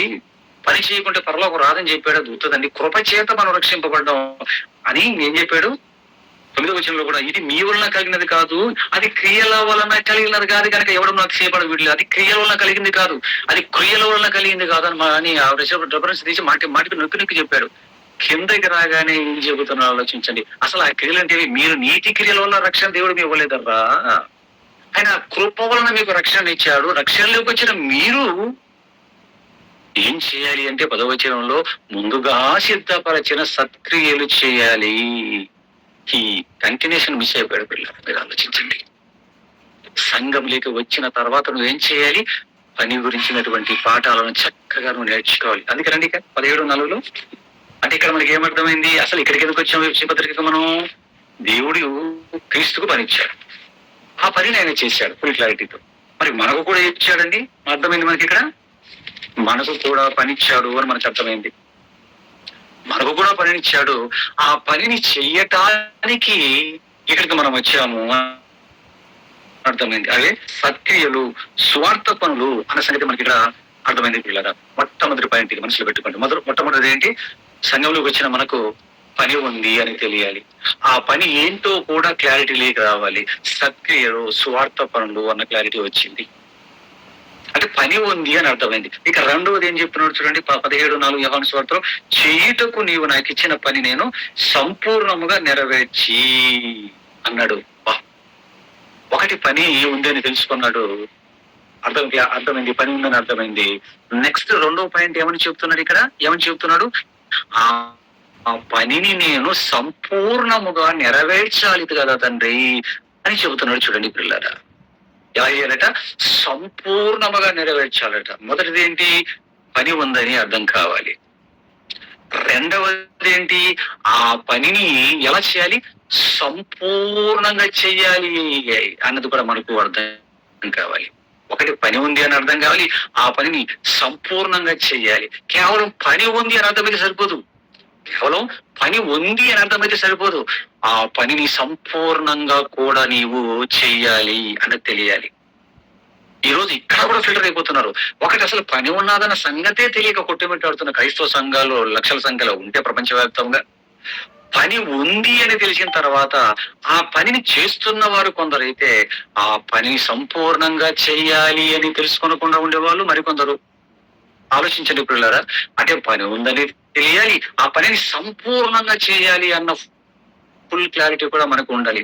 సంపూర్ణంగా చేయకుంటే ఎలాగా, పని ఉందని కాస్త చేసి కాస్త విడిచిపెడితే ఎలాగా మీరు ఆలోచించండి పిల్లరా. బజారుకు వెళ్ళి కూరగాయలు తీసుకొని రాపోరా అన్నామనుకోండి, బజారుకు వెళ్ళి కూరగాయలు తీసుకొని రాపోరా అన్నామనుకోండి. బజారుకు వెళ్ళాడు, కూరగాయలు తీసుకోకుండా వచ్చాడు అనుకోండి. వెళ్ళటం అయితే బజారుకు వెళ్ళాడు, కూరగాయలు తీసుకోనకుండా వచ్చాడు. ఇప్పుడు వాడు ఆ పనిని సంపూర్తిగా చేసినట్లా? వాడు ఆ పనిని సంపూర్తిగా చేశాడా? ఆలోచించండి పిల్లరా, మనం చెప్పింది ఏంటి? బజారుకు వెళ్ళి కూరగాయలు తీసుకొని రాపోరా అని చెప్పాం. వాడు చేసింది ఏంటి? బజారుకు వెళ్ళాడు, కూరగాయలు తీసుకోకుండా రిటర్న్ వచ్చాడు. ఇప్పుడు వాడు ఆ పనిని సంపూర్ణంగా చేసినట్ల? ఇలా భర్త వచ్చాడు అనుకోండి, బజారుకి వెళ్ళి కూరగాయలు తీసుకురాకండి అంటే బజారుకి వెళ్ళి వచ్చాడు అనుకోండి, అప్పుడు ఆ భార్య ఆ భర్తని ఎన్ని మాటలు అంటుంది, మంచి భర్తగా దొరికావు నువ్వు నాకు. ఇంత మదిపరుగు అయితే ఎలాగండి మీకు? బజారుకి వెళ్ళి కూరగాయలు తీసుకురాకండి అంటే బజారుకి వెళ్ళి వస్తారా? ఒట్టి చేతులతో వస్తారా? ఇంత మతిమరుపు అయితే ఎలాగండి మీకు? అయ్యో మంచి భర్త దొరికాడు నాకు అనుకుంటుంది. పిల్లలు రెడీ అయిపోయారు, యూనిఫామ్ వేసుకుంటున్నారు, క్యారేజీలు పెట్టి పంపించాలి. పెద్దవాడికి క్యారేజీ పెట్టాలి కాలేజీకి, చిన్నపిల్లలకి ఇద్దరికి వీళ్ళకు స్కూల్ క్యారేజీలు పెట్టించాలి. వాళ్ళు రైస్ మాత్రం ఇవ్వండి, కూరగాయలు తీసుకురండి అని చెబితే ఒట్టి చేతులు చేస్తే ఇప్పుడు ఎలాగండి అని ఎన్ని మాట్లాడుతుందండి ఆ భర్తని? ఆలోచించండి పిల్లలారా. ఇప్పుడు మన గురించి కూడా మీరు ఆలోచించండి. అంటే ఇప్పుడు అతను ఎప్పుడు పనిని సంపూర్తి చేసినట్లు? బజారుకు వెళ్ళి కూరగాయలు తీసుకొని వస్తే అప్పుడు సంపూర్తి చేసినట్టు చెప్పిన పని. కేవలం బజారుకు వెళ్ళి కూరగాయలు తీసుకోకుండా వచ్చాడు అనుకోండి, వాడు అసంపూర్ణం, సంపూర్తి చేయలేదు. ఇది మీకు అర్థమైతే, ఈ ఉదాహరణ మీకు అర్థమైతే పిల్లలారా, భూమి మీదకి పంపించాడు, పనినిచ్చాను అన్నాడు. పని ఉన్నదన్న సంగతి మనకు తెలిసింది. మరి ఆ పనిని ఎలా చేయాలి అన్నది దేవుడు చెప్తున్నాడు. సంపూర్తిగా చేయాలి అన్నాడు. చూడండి పిల్లలారా, సంపూర్తిగా చేయాలి అన్నాడు. పని ఉందని తెలుసుకొని ఆ పనిని సంపూర్తిగా చేసినప్పుడే దేవుడిచ్చిన దాన్ని మనం చక్కగా చేసిన వారు అవుతాం పిల్లలారా. చూసారా, మొదటిది పని ఉందని తెలుసుకోవాలి, రెండవది దేవుడిచ్చిన పనిని సంపూర్తి చేయాలి అన్నది కూడా మనకు తెలుసుకోవాలి. చూసారా పిల్లలు? అందుకే మొట్టమొదటి దేవుడు నీకు ఇచ్చిన పని ఏంటో క్లారిటీ రావాలి. దేవుడి బిడ్డగా నువ్వు సంఘంలోకి వచ్చిన తర్వాత దేవుడు నీకు ఇచ్చిన పని ఏంటి? ఇవ్వటం నీకు పనిగా ఇచ్చాడా? మరణించేంత వరకు నువ్వు ఇస్తూనే ఉండాలి, సంపూర్ణంగా ఇస్తూనే ఉండాలి మరణించేంత వరకు. చూసారా, ఒక కార్యక్రమం జరగాలి, దేవుడి పని జరగాలి అంటే పిల్లరా, ఒక మీటింగ్ జరగాలంటే ఎన్ని పనులు ఉంటాయి, ఒక సెమినార్ జరగాలంటే ఎన్ని పనులు ఉంటాయి మీరు ఆలోచించండి. కేవలం ఇచ్చేవాళ్ళు ఇస్తే సరే, వచ్చిన దేవుడి పిల్లలకు మంచి భోజనం పెట్టాలి. మరి భోజనం పెట్టాలంటే ఏం చేయాలి? వంట వండేవారు కావాలి. సరే, సంఘంలో వంట వండేవారు కావాలి, వడ్డించేవారు కావాలి, పోస్టర్లు అంటించేవారు, స్టేజ్ వేసేవాళ్ళు, సౌండ్ సిస్టమ్ పెట్టేవారు, చూసారు, పబ్లిసిటీ చేసేవారు. పిల్లరా, ఎన్ని పనులు ఉంటాయి అనుకున్నారు? ప్రతిరోజు బట్టి సిద్ధపరచాలి. మరలా ఈరోజు ఫస్ట్ రోజు మీటింగ్ అయిపోయిందా, సెకండ్ రోజు సాయంత్రం వరకు ఆ స్టేజ్ అలా ఉండిపోతుంది. మరలా దాన్ని ఈవినింగ్ ముందే అందరికంటే ముందే వెళ్ళిపోయి నీట్ చేసి ఎక్కడెక్కడ సర్దేసి మరలా సౌండ్ పెట్టి లైటింగ్ చూసుకొని, చూసారా పిల్లరా ఎన్ని పనులు ఉన్నాయి? చూసారా, దేవుడి పని అంటే ఆత్మలు రక్షించే స్వార్థ ప్రకటన చేయాలి. సత్క్రియలు అంటే స్వార్థ పనులు కదా. ఈ పని చేయాలంటే ఆ చేసే వాళ్ళు ఎలా చేయాలి? సంపూర్ణంగా చేయాలి. నువ్వు ఇచ్చే పని నీకు ఇచ్చాడా? మరణించేంత వరకు సంపూర్ణంగా ఇచ్చే పనిలోనే నువ్వు చేస్తూనే ఉండాలి. నీకు వాక్యం చెప్పే పనిని ఇచ్చాడా? ఆ టాలెంట్ ఇచ్చాడా? నీకు ఆ టాలెంట్ ఇచ్చాడా? ఆ పనిని సంపూర్ణంగా మరణించేంత వరకు నువ్వు చేయాలి. అది చేస్తూ కూడా నీకు 10 రూపాయలు ఇచ్చాడు, దాన్ని నువ్వు ఇచ్చే పనిలో కూడా ఉండాలి. 2 చేయాలి నువ్వు. అంటే ఖర్చు పెట్టడం చేయాలి, ఆ తర్వాత వాక్యం చెప్పే పని కూడా చేయాలి. నీకు ఇవ్వడమే కాదు, నీకు ఇంకా పాటలు పడే స్వరం, ఇంకా నీకు మీటింగ్ పనిచేసే శక్తిని ఎవరు ప్రయాణించాడా? డబ్బులు ఇస్తూ కూడా ఆ పని చేయాలి పిల్లల. చూసారా, ఒక్కొక్కరికి ఒక తలాంతులు ఇచ్చినట్లుగా 5 ఇచ్చారా, 5 తలాంతులు మనం చేయగలగాలి. చూసారు పిల్లరా, ఆ పనిని ఎలా చేయాలి? సంపూర్ణంగా చేయాలి అని చెప్పాడు. చూడండి, అంటే నెంబర్ 1 పని ఉన్నదన్న సంగతి మనకు తెలియాలి. నెంబర్ 2 ఏం చెప్తున్నాడు? ఆ పనిని సంపూర్ణంగా చేయాలి అని చెప్తున్నాడు. ఇప్పుడు పని ఉన్నదని తెలిసింది, ఆ పనిని సంపూర్ణంగా చేసావు. మరి నెక్స్ట్ ఏం జరుగుతుంది? ఎప్పుడైతే పని ఉన్నదని తెలుసుకుని ఆ పనిని నువ్వు సంపూర్ణంగా చేస్తే నెక్స్ట్ ఏం జరుగుతుందో తెలుసా? చెబుతున్నాడు చూడండి. చేయుటకు నువ్వు నాకు ఇచ్చిన పని నేను సంపూర్ణముగా నెరవేర్చి భూమి మీద నిన్ను మహిమ పరచితిని చెప్పేశాడు. 3ది, 1 పని ఉందని తెలుసుకొని, 2 ఆ పనిని సంపూర్తిగా చేస్తే ఏం జరుగుతుంది అంటే దేవునికి మహిమ వస్తుంది, దేవుడు మహిమ పరచబడతాడు. ఈ 3 పనులు కూడా యేసు క్రీస్తు వారు ఇక్కడ చేసినట్లుగా ఇక్కడ మనకు అర్థమవుతుంది. చూడండి పిల్లరా, ఈ 3 పనులు చేశాడు. ఒకటి పని క్లారిటీగా పని విషయంలో క్లారిటీగా ఉన్నాడు. రెండోది ఆ పనిని కూడా సంపూర్ణంగా చేశాడట. అలా చేయటం వల్ల నేను చేశాను భూమి మీద అంటున్నాడు, మహిమపరచాను తండ్రి అంటున్నాడు. ఇప్పుడు మనం కూడా ఏం చేయాలి? ఇప్పుడు పని తెలుసుకోవాలి ఫుల్ క్లారిటీగా, ఆ పని సంపూర్ణంగా చేయాలి. ఏమండి? ఆ సంపూర్ణంగా మనం చేశామనుకోండి, దేవుడి భూమి మీద ఏం జరుగుతుంది? మహిమ. అంటే మన వలన దేవుడు భూమి మీద మహిమ పరచబడాలి. అంటే ఈ 3 పనులలో నీవు ఉండాలి. ఇది తిరుగులేని సబ్జెక్ట్ అండి. బైబిల్ నుంచి క్రీస్తు వారు చెబుతున్నటువంటి, ఆయన చేసినటువంటి, ప్రపంచానికి ఇచ్చినటువంటి ఒక క్యాట్లాగ్ అనుకోండి, ఒక అద్భుతమైన ఒక మాదిరి. ప్రతి క్రైస్తవుడు ఈ దీని గుండానే ముందుకు వెళ్ళాలని దేవుడు రాసిన శాసనం అండి. ఆలోచించండి పిల్లారా. కానీ నువ్వు సంఘానికి వచ్చావు, ఎంతో సంఘానికి వచ్చిన తర్వాత ఎంతకాలం అవుతుంది? నువ్వు సంఘానికి వచ్చి ఎన్ని సంవత్సరాలు అవుతుంది? ఏదైనా పని ఏమైనా చేసావా? ఏదైనా దేవుడిచ్చిన పనిలో ఉన్నావా? సంఘములోకి వచ్చి ఏ పని చెయ్యకుండా ఉన్నావు అంటే నీవు పరలోకాన్ని పోగొట్టుకుంటున్నావు అని అర్థం. ఏ పని అయితే నీకు దేవుడు ఇచ్చాడో దాన్ని నువ్వు జ్ఞాపకంలో పెట్టుకోవాలి. ఇచ్చిన పనిని సంపూర్ణంగా చేయాలి. ఆలోచించండి పిల్లరా. సంఘాన్ని నడిపిస్తున్న వాక్యోపదేశకుడు, సేవకుడు, ఆ దైవజనుడు సంఘాన్ని ఈ పనిలో పెట్టే పనిలో ఉండాలి. సంఘాన్ని ఎలా ప్రిపేర్ చేయాలి? రాగానే అతనికి పనిని నేర్పించాలి, ఆ పనిని సంపూర్ణంగా చెయ్యాలని కూడా పనుల్లో పెట్టాలి.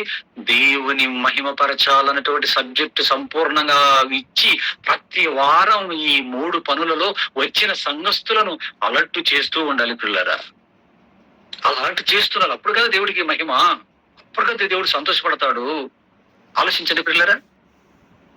ఎందుకంటే ఈ భూమి మీద కూడా తల్లిదండ్రులకి పిల్లలు పుట్టి వారు పెద్దవారు అయిపోయి తలా ఒక పని వాళ్ళు పంచుకొని తల్లిదండ్రులకు చేదుడు వాళ్ళుగా ఉన్నారనుకోండి, తల్లిదండ్రులకు చేదుడు వాళ్ళతో ఉన్నారనుకోండి పిల్లరా, అప్పుడు ఆ తల్లిదండ్రులు ఏం చేస్తారు? చాలా సంతోషపడతారు. కన్నాము, పెంచాము, గొప్పవారయ్యారు, పెద్దవారయ్యారు, మాకు అన్నింటిలో సహాయపడుతున్నారయ్యా, అంతే చాలు ఆయన చాలా సంతోషపడతారండి. కానీ పిల్లలు పుట్టారు, పెరిగారు,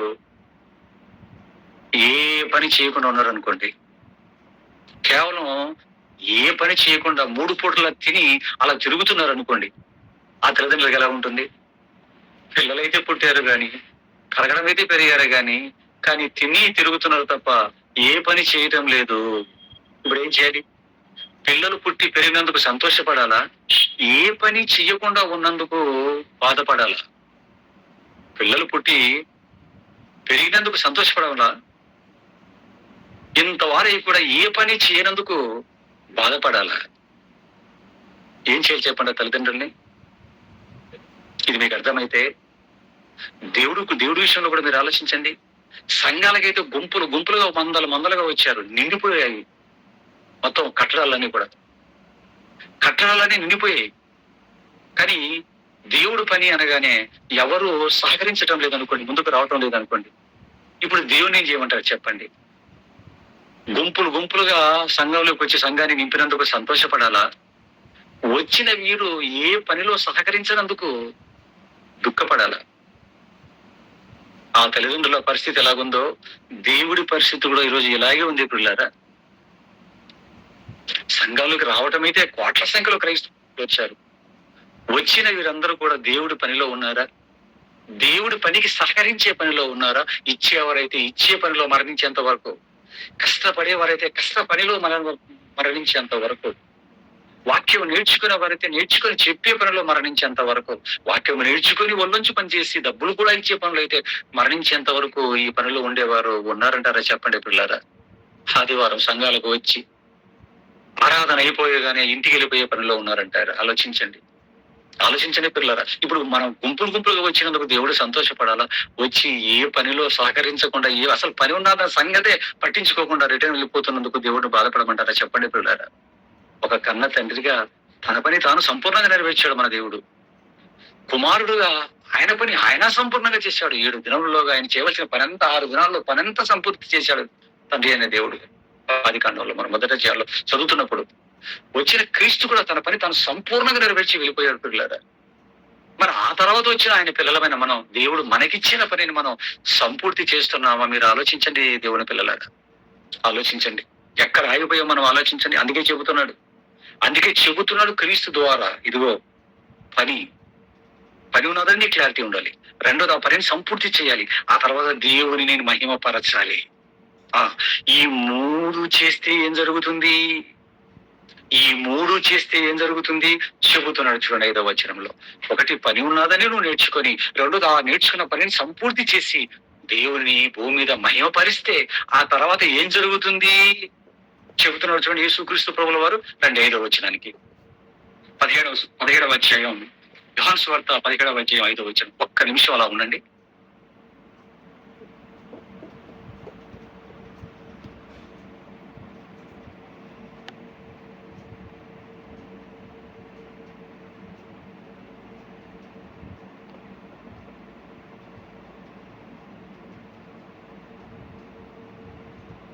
యోహాను సువార్త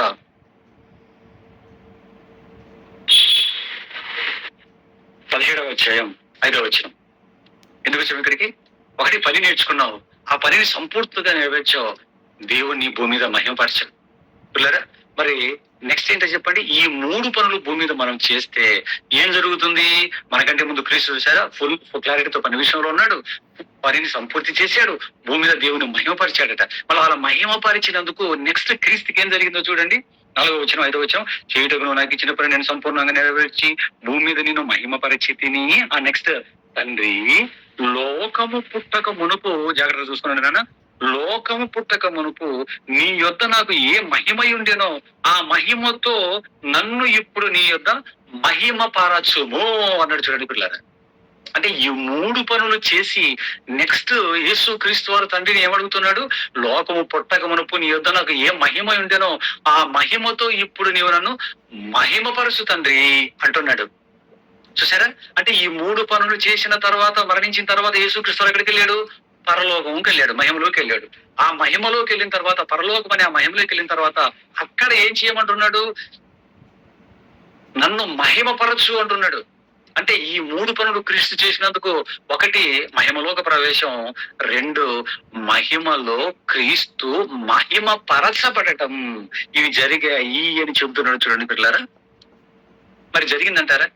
క్రీస్తు పని విషయంలో క్లారిటీగా సంపూర్తిగా నెరవేర్చి భూమి మీద తండ్రిని మహిమపరిచినందుకు, మరి ఈ లోకాన్ని విడిచిపెట్టిన తర్వాత క్రీస్తు ఎక్కడికి వెళ్ళిపోయాడు పిల్లరా? క్రీస్తు ఎక్కడికి వెళ్ళిపోయాడు? మహిమలోకంలో మహిమపరచబడ్డాడు. ఆలోచించండి పిల్లరా. ఈ విషయంలో కూడా క్రైస్తవులకు అస్సలు అవగాహన లేదు పిల్లరా. ఒకటి, పని విషయంలో అవగాహన లేదు, ఆ పనిని ఎలా సంపూర్తిగా మరి దాన్ని నెరవేర్చాలి ఆ విషయంలో క్లారిటీ లేదు, దేవుడు ఎప్పుడు మహిమ పరచబడతాడో కూడా క్లారిటీ లేదు. ఉందంటారా క్లారిటీ? దేవుని మహిమపరచబడే విషయంలో క్రైస్తవులు క్లారిటీ ఉందంటారా? ఉందో లేదో జాగ్రత్తగా ఆలోచించండి. వాళ్ళు మాట్లాడే మాటలు వింటే మనకు అర్థమైపోతుంది. ఏమంటుంటారండి? ఇప్పుడు మనం అందరం కూడా ప్రార్థన చేసి దేవుని మహిమపరుస్తాం. ఇప్పుడు మనందరం కూడా పాట పాడి దేవుణ్ణి మహిమపరుద్దాం. ఇప్పుడు మనం అందరం కూడా 2 చేతుల్లో తప్పట్లు కొట్టి దేవుని మహిమపరుద్దాం అంటుంటాడు. విన్నారు ఏ మాటలు? ఎందుకు వినరు? సంఘంలోకి అడుగు పెట్టిన తర్వాత మనకి ఎక్కడ చూసినా వినిపించే మాటలే ఇవి. తప్పట్లు కొట్టి దేవుడు మహిమపరచబడతాడా? తప్పట్లు కొట్టి మహిమపరుస్తాం, ప్రార్థన చేసి మహిమపరుద్దాం, పాట పాడి మహిమపరుద్దాం. చూశారు పిల్లరా? అంటే దేవుణ్ణి మహిమపరచే విషయంలోనే క్లారిటీ లేని క్రైస్తవ్యానికి, ఇక మహిమలోకములో మహిమపరచబడే విధానంలో క్లారిటీ ఉందంటారా పిల్లరా? అస్సలు తెలియదు పిల్లరా. ప్రపంచ క్రైస్తవ్యానికి విషయం అసలు అర్థం అవ్వలేదా మనం చెప్పొచ్చు. ఎందుకు తెలుసండి? ఎందుకో తెలుసా? ఈరోజు క్రైస్తవులు యేసు క్రీస్తు వారి యొక్క బొమ్మ పెట్టుకోమంటే ఏ బొమ్మ పెట్టుకుంటారండి? ఎక్కడ అయిపోయారు? యేసు క్రీస్తు వారు శిలువలో మరణించే ఆ ఫోటోలు కనబడుతుంది కండి ఎక్కువ. ఏవి పెట్టుకుంటారండి గుర్తుగా? క్రీస్తు వారు శిలువలో రక్తం దారుస్తూ మరణిస్తున్నటువంటి ఆ ఫోటోలు పెట్టుకుంటారు. ఇక ఆర్సియం సంఘానికి సంబంధించిన వాళ్ళు అయితే వాళ్ళే ఫోటోలు పెట్టుకుంటారు. వాళ్ళకైతే శిలువ ఇవ్వడానికి క్రీస్తు వద్దు, వాళ్ళకి శిలువ ఇవ్వడానికి క్రీస్తు అస్సలు వద్దు. వాళ్ళకి ఏం కావాలి? మరియమ్మ ఒడిలో ఉన్నటువంటి బాలయేసు కావాలి వాళ్ళకి. అందుకే చూడండి, వాళ్ళే ఫోటోలు పెట్టుకుంటారు.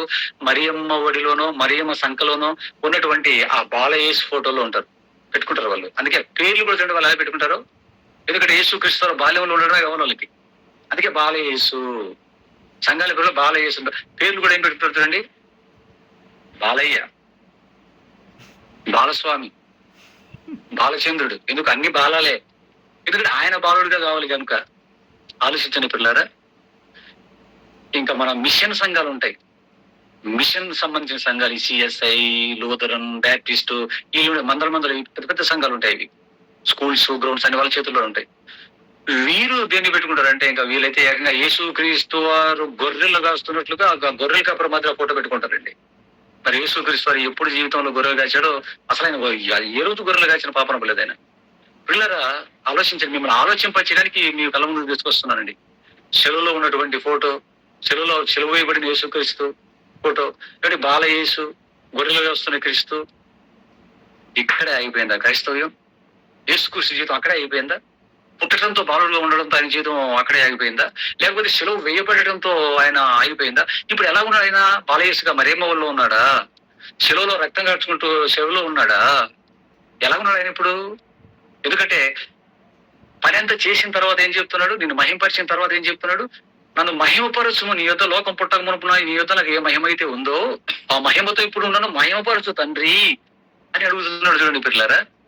మరి ఇప్పుడు యేసుక్రీస్తు వారు ఆ ప్రార్థన చేసి 2000 సంవత్సరాలు అయిపోయింది. పని సంపూర్తి చేసి దేవుని మహిమపరిచి వెళ్ళిపోయి 2000 సంవత్సరాలు అయిపోయింది. ఇప్పుడు మరి ఏ స్థితిలో ఉన్నాడైనా?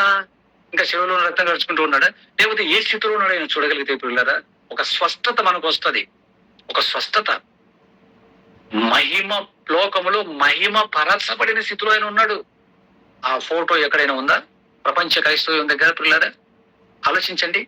ఎందుకు ఆయన ఈ లోకంలో నుంచి వెళ్ళిన తర్వాత మహిమలోకంలో ప్రవేశించిన తర్వాత దేవుడి చేత ఎలా మహిమపరచబడ్డాడు, ఎంతలా మహిమపరచబడ్డాడు అంటే ఇది పేతురు గారు రాస్తున్నారు చూడండి. మొదటి పత్రికలో పేతురు గారు రాసిన మొదటి పత్రిక 3వ అధ్యాయం 22వ వచనానికి రండి. పేతురు గారు రాసిన మొదటి పత్రిక 3వ అధ్యాయం 22వ వచనానికి రండి పిల్లరా. పేతురు గారు రాసిన మొదటి పత్రిక 3వ అధ్యాయం 22వ వచనం చూడండి. యేసుక్రీస్తు వారు ఈ లోకంలో విడిచిపెట్టి మహిమలోకి పరలోకంలోకి వెళ్ళిపోయిన తర్వాత ఎక్కడున్నాడో దేవుడు ఎలా మహిమపరిచాడో ఎంతగా గణపరిచాడో చెప్తున్నాడు ఇక్కడ. ఆయన అంటే యేసుక్రీస్తు పరలోకమునకు వెళ్ళి, అంటే మహిమలో ప్రవేశించి పరలోకమునకు వెళ్ళి దూతల మీదను, అధికారుల మీదను, శక్తుల మీదను అధికారము పొందిన వాడై దేవుని కుడి పార్శ్వమున ఉన్నాడు. ఇక ఊహించుకోండి మరి క్రీస్తుని, ఇమాజినేషన్ చేసుకోండి మరి క్రీస్తు ఎలా ఉన్నాడో ఈ మాటను బట్టి. ప్రస్తుతంలో పరిశుద్ధాత్మ పేరుతో అపోస్తుడైన పేతురు గారు ఆయన పని చేయటము చూశాడు. ఆయన పనిని సంపూర్తి చేయడము కలతో చూస్తాడు. ఆయన పక్క నుండి పేతురు గారు ఆయన తిరిగి లేవడము చూశాడు, తండ్రిని మహిమపరచడం చూశాడు, వెళ్ళిపోవడం కూడా చూశాడు కదండి. మరి వెళ్ళిపోయి ఎక్కడ ఉన్నాడో రాస్తున్నాడు. ఎలా ఉన్నాడట? ఆయన పరలోకములకు వెళ్ళి దూతల మీదను అన్నాడు. ఎంతమంది మీద అధికారిగా ఉన్నాడు చెప్తున్నాడు కదా. దూతల మీదను అన్నాడు. దూతలు అనగానే ఎంతమంది ఉన్నారు? దూతలు 20 మంది, 30 మంది, 1,00,000 మంది, 1,00,00,000 మంది? కోటాను కోట్ల దేవదూతలండి. వారిలో స్వరూపులు చూసారా, పెద్దలు, ప్రధాన దూతలు ఎంతమంది ఉన్నారండి? కోటాను కోట్ల దేవదూతల మీద, దూతల మీదను అంటే ఆ కోటాను కోట్ల దేవదూతల అందరి మీద, అధికారుల మీద, నా దేవదూతలు అధికారం పొందినటువంటి ఘనత వహించిన ఉన్నాయి, వాటి మీదను, శక్తుల మీదను అన్నాడు. శక్తులు ఉన్నాయా? ఉన్నాయి. ఈ ప్రపంచం ఆ శక్తుల వల్లే అంటి పెట్టుకొనబడి ఉంది. పరిభ్రమలు జరుగుతున్నాయి. ఆ శక్తుల మీదను అధికారము పొందిన వాడై దేవుని కుడి పార్శ్వంలో కూర్చొని ఉన్నాడటండి. ఊహించుకోండి. అసలు మీ ఊహకు, నా ఊహకు, మన అంచనాలకు దొరకనంత స్థాయిలో ఉన్నాడు. ఈ వచనం చదివి యేసు క్రీస్తు వారిని మహిమలోకంలో, పరలోకంలో దేవుడు ఎంతగా మహిమపరిచాడో మీ ఊహలు, నా ఊహలు, ప్రపంచం అందరి ఊహలు పెట్టినా ఊహకు అందనంత ఉన్నత స్థితిలో ఉన్నాడు. ఎందుకంటే ఒక దేవదూత ఎలా ఉంటుందో కూడా మనం ఊహ తెలియదు. ఊరికి ఎడక్కల దగ్గర ఊహించుకోవడం తప్ప. ఇక దేవదూతలు అన్ని ఒక దగ్గర ఉంటే కోటాను కోట్లు ఆ సీన్ పిక్చర్ ఎలా ఉంటుందో, వీటన్నిటి మీద అధికారం పొందిన వాడై దేవుని సింహాసనం, ఆయన మహామహిమ ఎలా ఉంటుందో ఆ మహిమలో తండ్రి కుడిపార్శ్వన యేసు క్రీస్తు ఎలా ఉంటాడో ఊహించుకుంటే గుండెల్లో దడ గుండెల్లో దడ పిల్లరా, ఏదో పాట రాసినట్టు కదా, నిన్ను చూస్తే నా గుండెల్లో దడ, మేము నడుచుకుంటూ వస్తే మమ్మల్ని మీరు చూస్తే నీకు దడ అని రాసేవాడు చిన్న కవి. ఇది బట్టలు వేసుకుని ఆమె నడుచుకుంటూ వచ్చి ఇటు చూస్తే గుండెలో దడ పుట్టుకుంటుందా? సరదాగా నడుచుకుంటూ వచ్చి దడ పుట్టుకుంటుందా? అది కాదు నిజమైన దడ. యేసు క్రీస్తు వారి స్థితిని కళ్ళు మూసుకొని వచనం చదివి ఆలోచించామంటే గుండెల్లో దడ పుట్టింది పిల్లరా. ఎంతమంది, ఒకరా ఇద్దరు, 10 మంది మీద అధికారం ఇస్తే మనల్ని పట్టాడు. నువ్వు సర్పంచ్ అన్నాడు అనుకో, పట్టాడు. ఇక ఎమ్మెల్యే అంటే వాడి గెటప్ మామూలు ఉండదు. వైట్ అండ్ వైట్ కద్దరు బట్టలు, బాడీ గార్డు, కలర్ఫుల్ అద్దాలు, ఇంటి చుట్టూ జనాలు. ఏమండి, ఏదో అంటారు చూడండి మన భాషలో, చిన్న కథ కాదరా నీది అంటుంటాడు. ఆలోచించిన ఇప్పుడు ఎలా ఉంటాడు? ముల్లోకాల మీద ఆధిపత్యం వహించి ఉన్నాడు. ముల్లోకాల మీద అధికారిగా క్రీస్తు కుడిపార్శ్వ అన్న మహామహిమలో ఆ సింహాసనం మీద కూర్చొని ఉన్నాడంటే పిల్లారా, మీరు ఆలోచించండి పిల్లారా. ఈ ఘనత, ఈ మహిమ, దేవుడు ఆయన మహిమ పరచటం, మహిమలోకంలో దేవుడు మహిమపరిచిన విధానం, ఆ స్థితి దేనికి వచ్చింది క్రీస్తు కంటే? ఒకటి పని తెలుసుకున్నాడు. భూమి మీదకి వచ్చిన తర్వాత క్లారిటీగా పని తెలుసుకున్నాడు. ఇతర పనుల్లోకి వెళ్ళలేదు. ఏ పని ఇచ్చాడో ఫుల్ క్లారిటీతో ఉన్నాడు. మనుష్య కుమారుడు ఇలా పోవాలి అంటున్నాడు, ఆ నక్కతో చెప్పండి ఇలా వెళ్ళాలి అని అంటున్నాడు. ఫుల్ క్లారిటీ, వేరే పనులకు వేలు పెట్టలేదండి యేసుక్రీస్తు వారు. దేవుడిచ్చిన పనిని ఫుల్ క్లారిటీతో చేసి, సంపూర్ణంగా చేసి, తండ్రిని మహిమపరిచిన ఈ 3 పనులను బట్టి ఎక్కడికి వెళ్ళిపోయాడో మహిమలోకంలో, ఎలా దేవుడి చేత మహిమపరచబడ్డాడో మీరు ఆలోచించండి పిల్లారా. ఇప్పుడు ఈ 3 పనులు చేసినందుకు యేసుక్రీస్తు వారిని మహిమలోకంలో మహిమపరచబడ్డాడు. ఇప్పుడు ఇవే 3 పనులు ఏమండి, ఒక్క వచనం చూపిస్తాను మీకు, ఫిలిప్పీయులకు రాసిన పత్రిక. ఎందుకంటే ఈ వచనం చూసిన తర్వాత ఆ వచనం కూడా చదువుకుంటే గానీ ఈ మాటకు అన్నం ఉండదండి. ఫిలిప్పీయులకు రాసిన పత్రిక 2వ అధ్యాయం 9, 10, 11 వచ్చిన చూడండి పిల్లరా. ఇప్పుడు మనం ఇదంతా మాట్లాడుకున్నాం కదా, క్రీస్తు వారు ఎక్కడికి వెళ్ళి ఏ స్థితిలో ఉన్నాడో ఆ ఫోటో ఎక్కడైనా కనబడుతుందండి మనకు? అధికారుల మీద, దూతలందరి మీద, ముల్లోకాల మీద అధికారి, తండ్రి కుడిపార్శ్వాన మహామహిమతో కూర్చున్నటువంటి ఆ ఉన్నతమైన గెటప్తో సంబంధించినటువంటి ఫోటో ఎక్కడైనా మనకు కనబడుతుందా? ఇప్పుడు ఆయన అలాగే ఉన్నాడు పిల్లరా. శిలువలో వేలాడపడలేడు, రక్తం కాల్చుకున్న శిలువలో లేడు, మరేమో ఒడిలో లేడైనా, ఇలా దూత దృష్టిలో పైకి వెళ్ళిపోయే పరిస్థితులు లేదైనా. ఎక్కడున్నాడు ఇప్పుడు? ఆల్రెడీ ఇవన్నీ చేసి వెళ్ళిపోయి దేవుని యొక్క ఉన్నతమైనటువంటి మహామహిమలో ఉన్నాడు పిల్లరా. 2వ అధ్యాయం అంటే క్రైస్తవులకు అర్థమైందంటారా క్రీస్తు యొక్క స్థితి? 2వ అధ్యాయం 9వ వచనం చూడండి. ఫిలిప్పీయులకు రాసిన పత్రిక 2:9, అందుచేతను పరలోకమందున్న వారిలో గాని, భూమి మీద ఉన్న వారిలో గాని, భూమి క్రింద ఉన్న వారిలో గాని, అంటే ముల్లోకాలు ప్రతి వాని మోకాలు యేసు నామమున వంగునట్లు, ప్రతి వాని నాలుకయు తండ్రి అయిన దేవుని మహిమార్థమై యేసు క్రీస్తు ప్రభువుని ఒప్పుకొనున్నట్లు దేవుడు ఆయనకు అధికముగా హెచ్చించి ప్రతి నామమునకు పైనామం ఆయనకు అనుగ్రహించి ఉన్నాడు. ఎంతగా హెచ్చించాడంటే యేసుక్రీస్తు ప్రభువు వారిని మామూలు హెచ్చింపు కాదండి, ఇంతకు ఎంత అధికముగా, ఎంత మహిమలో ఎంత అధికంగా హెచ్చించటానికి ఆయన చేసిన ఘనకార్యం ఏంటంటే, దేవుడిచ్చిన పనిని సంపూర్ణంగా నెరవేర్చి దేవుడిని భూమి మీద మహిమపరచడాన్ని బట్టి ఈ స్థితి యేసుక్రీస్తు ప్రభువుల వారికి వచ్చింది పిల్లరా. మరి ఇదే పనిని మనకు ఇచ్చాడు. ఈ పనులే మనం కూడా భూమి మీద పనిని తెలుసుకొని ఆ పనిని సంపూర్తి చేసి దేవుడిని మహిమ పరచామనుకోండి పిల్లలు, మరి మనకేం దక్కుతుంది? మనం కూడా ఏం చేస్తానని చెబుతున్నాడు. 2:10 ప్రకటన గ్రంథంలో ఏం చదువుకున్నాం? 10 దినములు శ్రమ కలుగును, మరణం వరకు నమ్మగా ఉండుము, నీకేమిస్తానంటాడు? జీవ కిరీటం ఇచ్చేదను అన్నాడు చూడండి పిల్లలు. అంటే సంఘములోకి వచ్చిన తర్వాత పనిని నేర్చుకున్న పనిని సంపూర్తి చేసి దేవుని మహిమ పరచితే మనకు కూడా పరలోకంలో ఎలా ఉంటుంది పరిస్థితి అంటే, క్రీస్తును ఎలాగైతే ఈ 3 పనులు చేసినందుకు అంత ఉన్నతమైన స్థితిలో దేవుడు మహిమపరిచాడో, అంటే మహిమలోకంలో మహిమపరిచాడో, మహిమలో ఇప్పుడు మనల్ని కూడా ఏం చేస్తాడు? ఆ మహిమలోకంలో మనలను కూడా మహిమపరుస్తాడు అన్నది ఈజీగా మనకు అర్థమైపోతుంది చూడండి పిల్లరా. ఈజీగా మనకు అర్థమైపోతుంది చూడండి. అంటే పని నేర్చుకొని సంఘంలో బాప్తిజం తీసుకొని సంఘంలోకి వచ్చిన తర్వాత ఏం చేయాలి? బాగా పని నేర్చుకోవాలి. పని నేర్చుకోవాలంటే వాక్యాన్ని బాగా నేర్చుకోవాలి. వాక్యం బాగా నేర్చుకోవాలంటే బాగా చదివే పనిలో మనం ఉండాలి. డైలీ వాక్యాన్ని చదివే పనిలో ఉండాలి. బాగా వాక్యం పరిచయం అవుతుంది పిల్లరా. వాక్యం బాగా పరిచయం అవుతుంది. అప్పుడు మనం పాఠాలు బాగా నేర్చుకున్నాం అనుకోండి, సంఘంలోకి వచ్చి పని ఎలా చేయాలో బాగా తర్ఫీదు పొందామనుకోండి, మంచి పని వల్ల మొత్తం. ఆ తర్వాత నేర్చుకున్న తర్వాత ఆ పని సంపూర్తిగా శక్తివంతం లేకుండా చేసామనుకోండి, దేవుని మహిమ పరిచిన వారు మొత్తం. ఈ 3 పనులు చేయగానే మరణించి మనం పరలోకంలోకి ఎంటర్ అవ్వగానే ఏం చేస్తాడు? మొదటి పరలోకం ఇస్తాడు.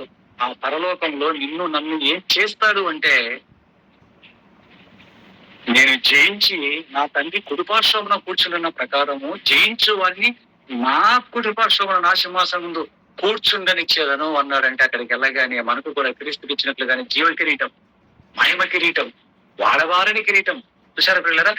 ఆ కిరీటాలు ఇచ్చి, చేతిలో రాజదండం ఇచ్చి, ఒక కొత్త పేరు పెట్టి, తండ్రి కుడిపార్శ్వాన క్రీస్తు ఉంటే క్రీస్తు కుడిపార్శ్వాన మనల్ని ఆశీర్వాదం చేసి మహా మహిమలో సమీపింపరాని తేజస్సులో నా కన్న తండ్రి క్రీస్తును ఉంచుకున్నాడు. ఇప్పుడు ఆ తర్వాత మనల్ని కూడా మహిమపరుస్తాను అంటున్నాడు. పిల్లారా, మీరు ఆలోచించండి పిల్లారా.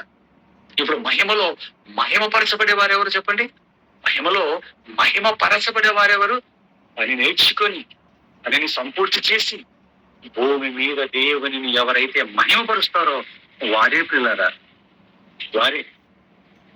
చూసారా? ఇక్కడ సోమరిగా ఉన్నామనుకోండి, ఈ పని అంతా పక్కన పెట్టి ఇక్కడికి వచ్చిన తర్వాత సోమరిపోతులంగా ఉన్నామనుకోండి, ఏ పని చేయకుండా, అసలు పని ఉన్నదన్న సంగతే పట్టించుకోకుండా బాప్టిజం తీసుకొని తెల్లబట్టలు వేసుకొని చర్చికి వచ్చి వారం వారం చర్చికి ఇంటికి ఎదుర్కొంటూ అక్కడ 4 గోడలు ఇక్కడ 4 గోడలు తిరిగామనుకోండి మనం. పిల్లలు మీరు ఆలోచించండి. నీ రొట్టె తింటిమి, ఏమండి, ద్రాక్షరసం తాగితిమి, ప్రభు బలలో చెయ్యి వేసితిమి, ప్రార్థన వరకే. ఆ పదాలు, అందమైన పద పొందికలు, ఈ మాటలు, ఈ చేష్టలు, అక్కడ 4 గోడలు ఇక్కడ 4 గోడలే. పిల్లలు ఎలాగున్నారో తెలీదు. తనెక్కడ ప్రార్థన తనెక్క ఏ పనిలో ఉన్నాడో, కుటుంబం అంతా ఎక్కడుందో తెలియదు. పిల్లల పైపెచ్చు దేవుడి పని చెయ్యకపోగా సోమరిపోతులైపోయి ఎలా నేర్చుకున్నారంటే, అనేక శ్రమలు అనుభవించి మన పరలోకంలో ప్రవేశించాలని వాక్యం సెలవిస్తుంటే, క్రీస్తులోకి వచ్చి మాకు ఆశీర్వాదాలండి, పెద్దోడి పెళ్లి అయిపోయిందండి, చిన్నోడు బాగా ఢిల్లీలో సెటిల్ అయిపోయాడు, మంచి జాబ్ అండి, చిన్న పాప సూపర్ డూపర్ ఒక ఎంఆర్ఓకి ఇచ్చారండి, పెద్ద పాపను ఒక కలెక్టర్కి ఇచ్చి చేశానండి, ఎక్సలెంట్ అండి, సూపర్ అండి. పిల్లరా, మీరు ఆలోచించండి. ఇలాంటి మాటలు మాట్లాడుకొని మాకు దేవుడు బాగా దీవించాడండి అని మాట్లాడుకుంటున్నాడండి. వీడు ఎవడనమాట? వీడు పెద్ద ఈయనంత పనికిరావడానికి ఒక లేడనమాట భూమి మీద. సంఘంలోకి వచ్చి ఇలాంటి మాటలు మాట్లాడుతున్నప్పుడు, సంఘంలోకి వచ్చి వాక్యం చెప్తున్న సేవకుడు ఇలాంటి ప్రిపరేషన్ చేస్తున్నాడు అనుకోండి వచ్చిన వాళ్ళని, వీడియో అనమాట. ఇంకా వాడికంటే పెద్ద దరిద్రుడిగా మారిపోల్సింది దేవుని దగ్గర. ఏం నేర్చుకున్నావు, ఏం చెప్పావరని దేవుడు మామూలుగా కొడతాడు చెప్పండి పిల్లలు. అందుకనండి ఇక్కడ పనిని పక్కన పెట్టి సోమరి పోతులు తిరుగుతున్న ప్రతి వాడిని అక్కడ మరణించిన తర్వాత ఒక పనిలో బిజీగా పెడుతున్నాడు. అక్కడ ఒక బిజీ పని ఇస్తున్నాడు దేవుడు. ఏంటది? ఏడ్చుట, పళ్ళు కొరుకుట, ఏడ్చుట, పళ్ళు కొరికి పని ఇస్తున్నాడు చూడండి దేవుని పిల్లరా. అక్కడ బిజీ పెడతాడు, ఇక్కడ బిజీగా లేవు కదా. ఎలాగో పని లేకుండా సోమరిగా తిరిగావు. మరికొందరు అయితే పని ఉన్నదని తెలుసుకొని కూడా, వాక్యం నేర్చుకొని కూడా సోమరులు అయిపోయి ఏ పని చేయకుండా అరకొర పనులు చేసుకుంటూ ఏదో సంతృప్తి చెందుకుంటూ ఉన్నారు. ఏదో మేము క్లాసులు తెలుసుకోవడమే పని కాదు, సంఘానికి రావడమే పని కాదు. ఇలా క్లాసుల్లో కూర్చున్నప్పుడు మీరందరూ క్లాసులోకి వచ్చారు అంటే మిగతా క్రైస్తవుల కంటే ఒక మెట్టు దాటుకుని వచ్చారు ఇక్కడికి. వాళ్ళు సంఘానికి వచ్చి ఇంటికి వెళ్ళిపోతున్నారు. మీరు సంఘానికి వచ్చి ఒక క్లాసుల్లో కూర్చొని దేవుడి పని నేర్చుకున్నారు. అమ్మ బాబు, ముందుగా సిద్ధపరిచిన సత్క్రియలు నాకున్నాయి, అవన్నీ కూడా నేను సంపూర్తిగా చేయాలి ఆ పనిని. ఆ తర్వాత దేవుని భూమి మీద మహిమపరచాలి. అప్పుడు నాకు పరలోకంలో మహిమలోకంలో మహిమపరచబడేవాడిగా నేను ఉంటాను అని విని తెలుసుకున్నారు. వినైతే విన్నారు, తెలుసుకున్నారు. కానీ ఆ పనిని సరిగ్గా చేయట్లేదు అనుకోండి. పనిని చేయక కొందరు, అసలు పని సరిగ్గా చేయకుండా కొందరు అరకొరగా చేస్తున్నాం అనుకోండి. ఎప్పుడో 10 సెమినార్లు జరిగితే ఒక సెమినార్ గుప్పిలు విప్పి, 10 సెమినార్లు జరిగితే ఒక సెమినార్లో మీటింగ్లో పని చేసి, ఆలోచించిన పిల్లారా, అనేక గ్రామాలకు బ్యాగ్ తగిలించుకొని సోమవారం బయలుదేరితే ఆదివారం వరకు తిరిగానండి నేను. రాయలసీమ ప్రాంతానికి తిరుపతికి వచ్చిన తర్వాత కాలేజీలు, పాఠం, రోజు పాఠం. అన్ని పాఠాలు విన్న వాళ్ళు ఈ రోజు పాఠాలు అన్ని విని ఏ మూలకు నక్కారో తెలియటం లేదు పిల్లారా. పాఠాలు అయితే విన్నారు, మరి పని ఎవరు చేస్తారో ఆలోచించండి పిల్లారా. అందుకేనండి ఇక్కడ పని చెయ్యకుండా సోమరిపోతులుగా ఉన్న ప్రతి వాడికి మరణించిన తర్వాత దేవుడు పెట్టే అతి బిజియెస్ట్ పని ఏంటి అంటే, ఇదిగో ఏడ్చుట, పళ్ళు గరుకుట. ఆలోచించండి పిల్లరా. అది నువ్వు ఈ 3 పనులు చక్కగా చేసావనుకో, ఏమిటి ఈ రోజు ఈ పాట విన్న మీరు నిజంగా ధన్యులండి. అంటే ఆశీర్వదింపబడిన వారంటే మీరు. ఆశీర్వదింపబడ్డాం అంటారు సరే. అద్భుతమైనటువంటి దేవుడి యొక్క జీవిత పరమార్థాన్ని, క్రైస్తవ బ్రతుకును ఒక గుప్పెట్లోకి తెచ్చుకునే పాఠాన్ని మీరు ఈ రోజు విన్నారు. క్రైస్తవుడు బ్రతుకు ఎలా ఉండాలో ఒక గుప్పెట్లోకి ఇచ్చాను ఈ రోజు ఈ పాఠంతో మీకు. పని నేర్చుకొని ఆ పనిని సంపూర్తి చేసి దేవుని మహిమపరిస్తే క్రీస్తులాగా మనకి ఏం దక్కుతుందో మీరు చూశారు పిల్లరా. ఇది చేశామనుకోండి మనం, ఇది మనం చేశామనుకోండి మనకి ఏం దక్కుతుంది పిల్లరా. ఇదిగో ఫస్ట్ మార్కులకు వచ్చిన వాడిని, ఫస్ట్ ర్యాంకు కొట్టిన వాడిని అందరి ముందు ఏ సీఎం ముందో పిలిచేసి వాడికి మంచి సర్టిఫికెట్ ఇచ్చి వాడి మెడలో ఆ దండలు వేసి ఆ అవార్డు అది ఇచ్చేసి వాడి మెడలో అందరి ముందు పొగుడుతుంటే అందరూ క్లాప్స్ కొట్టు వాని వైపు ఇలా చూస్తూ ఉంటే వాని కన్న తల్లిదండ్రులు వానికి ఒక పాఠాలు చెప్పిన టీచర్స్ వాడి సహ విద్యార్థులు కూర్చొని క్లాప్స్ కొడుతుంటే అందరి ముందు వాడి మొహం చూడాలిక ఎలా ఉంటుంది వాడి ముఖం విరిగిపోతుంటదండి. అది అయిపోయిన తర్వాత ఇంట్లో వెళ్ళి పడుకున్నా కూడా వాడు అదే గుర్తుకు తెచ్చుకొని ఇంకా వాడు ఆనందంతో ఉప్పొంగిపోతుంటాడు పిల్లరా. ఆ ఫీలింగ్ ఎలాగుంటే కొద్ది రోజులు సంపాదించే మార్కులకు వచ్చే ఫీలింగ్ ఎలాగుంటే పిల్లరా, ఆ పరలోకంలో నిజంగా మనం భూమి మీద ఈ 3 పనులను చక్కగా మన మనసులో పెట్టుకొని ఎన్ని శ్రమలు వచ్చినా ఎన్ని కష్టాలు వచ్చినా వాటిని పట్టించుకోకుండా ఈదుతూ ముందుకు ఈ పనిని సంపూర్తించి దేవుడిని మహింపరచామనుకోండి పిల్లరా, ఆ పరలోకంలో మనకు క్లాప్స్ కొట్టేది ఒక 1000 మందో 10,000 మంది కాదు, 1,00,000 మందో కాదు. అసలు 1,00,000 మంది పెట్టే గ్రౌండ్ ఉందంటారా? 10 లక్షల మంది పెట్టే గ్రౌండ్ ఉందా? 1,00,00,000 మంది పెట్టే గ్రౌండ్ ఉందా ఈ లోకంలో? ఆలోచించిన పిల్లరా. ఎక్కడ లేదు. 1,00,00,000 మంది 50 లక్షలు పెట్టే గ్రౌండ్ కూడా లేదు. ఎక్కడ ఎవడు దాన్ని కంట్రోల్ చేయలేడు. కానీ పరలోకంలో మనకు ఎంతమంది ముందో తెలిసే ఘనత కోట్ల దేవదూతలు. ఇటు పక్క చూస్తే తండ్రి, ఇటు పక్క చూస్తే ప్రాణం పెట్టినటువంటి యేసు క్రీస్తు ప్రభువుల వారు, పరిశుద్ధాత్మ దేవుడు. ఎందరూ చూస్తూ ఉంటే ఇంత మందిలో నీ పేరు నా పేరు పిలిచి అలాని పేరు పిలిచి అంత మందిలో సన్మానించి దేవుడు మహిమలోకంలో మహిమపరిచి మన తల మీద జీవ కిరీటాన్ని పెట్టి ఆ కుడిపార్శ్వాన కూర్చొని పెట్టుకుంటూ ఉంటే పిల్లరా అది ఎలాగుంటుందో మీరు ఆలోచించండి. ఇక్కడ దండ వేసించే కాసేపే, అవార్డు ఇచ్చిన బిల్ల ఆ ముఖ్యమంత్రి కాసేపే, కానీ మన సింహాసనం ఎక్కించుకున్నాడు కూడా దేవుడు. ఆ మహిమలో కూర్చొని పెట్టుకున్నాడు కూడా కిరీటం పెట్టి నీ తల మీద పెట్టిన జీవ కిరీటం వాడబారని ఆ కిరీటం మీద తీయడం అంటూ ఉండదు పిల్లరా. ఆలోచించండి. సింహాసనం మీద ఒక్కసారి మనం మన సంఖ్య ప్రకారం క్రీస్తు కుడిపార్శ్వలో దేవుడు కుడిపార్శ్వలో మహామహిమలో ఎవరూ సమీపింపడానికి దేవుడు ఉన్నటువంటి ఆ మహిమ సింహాసనంలో కూర్చున్నాము అంటే అది ఎన్నాళ్ళు కది, అది ఎన్నాళ్ళు.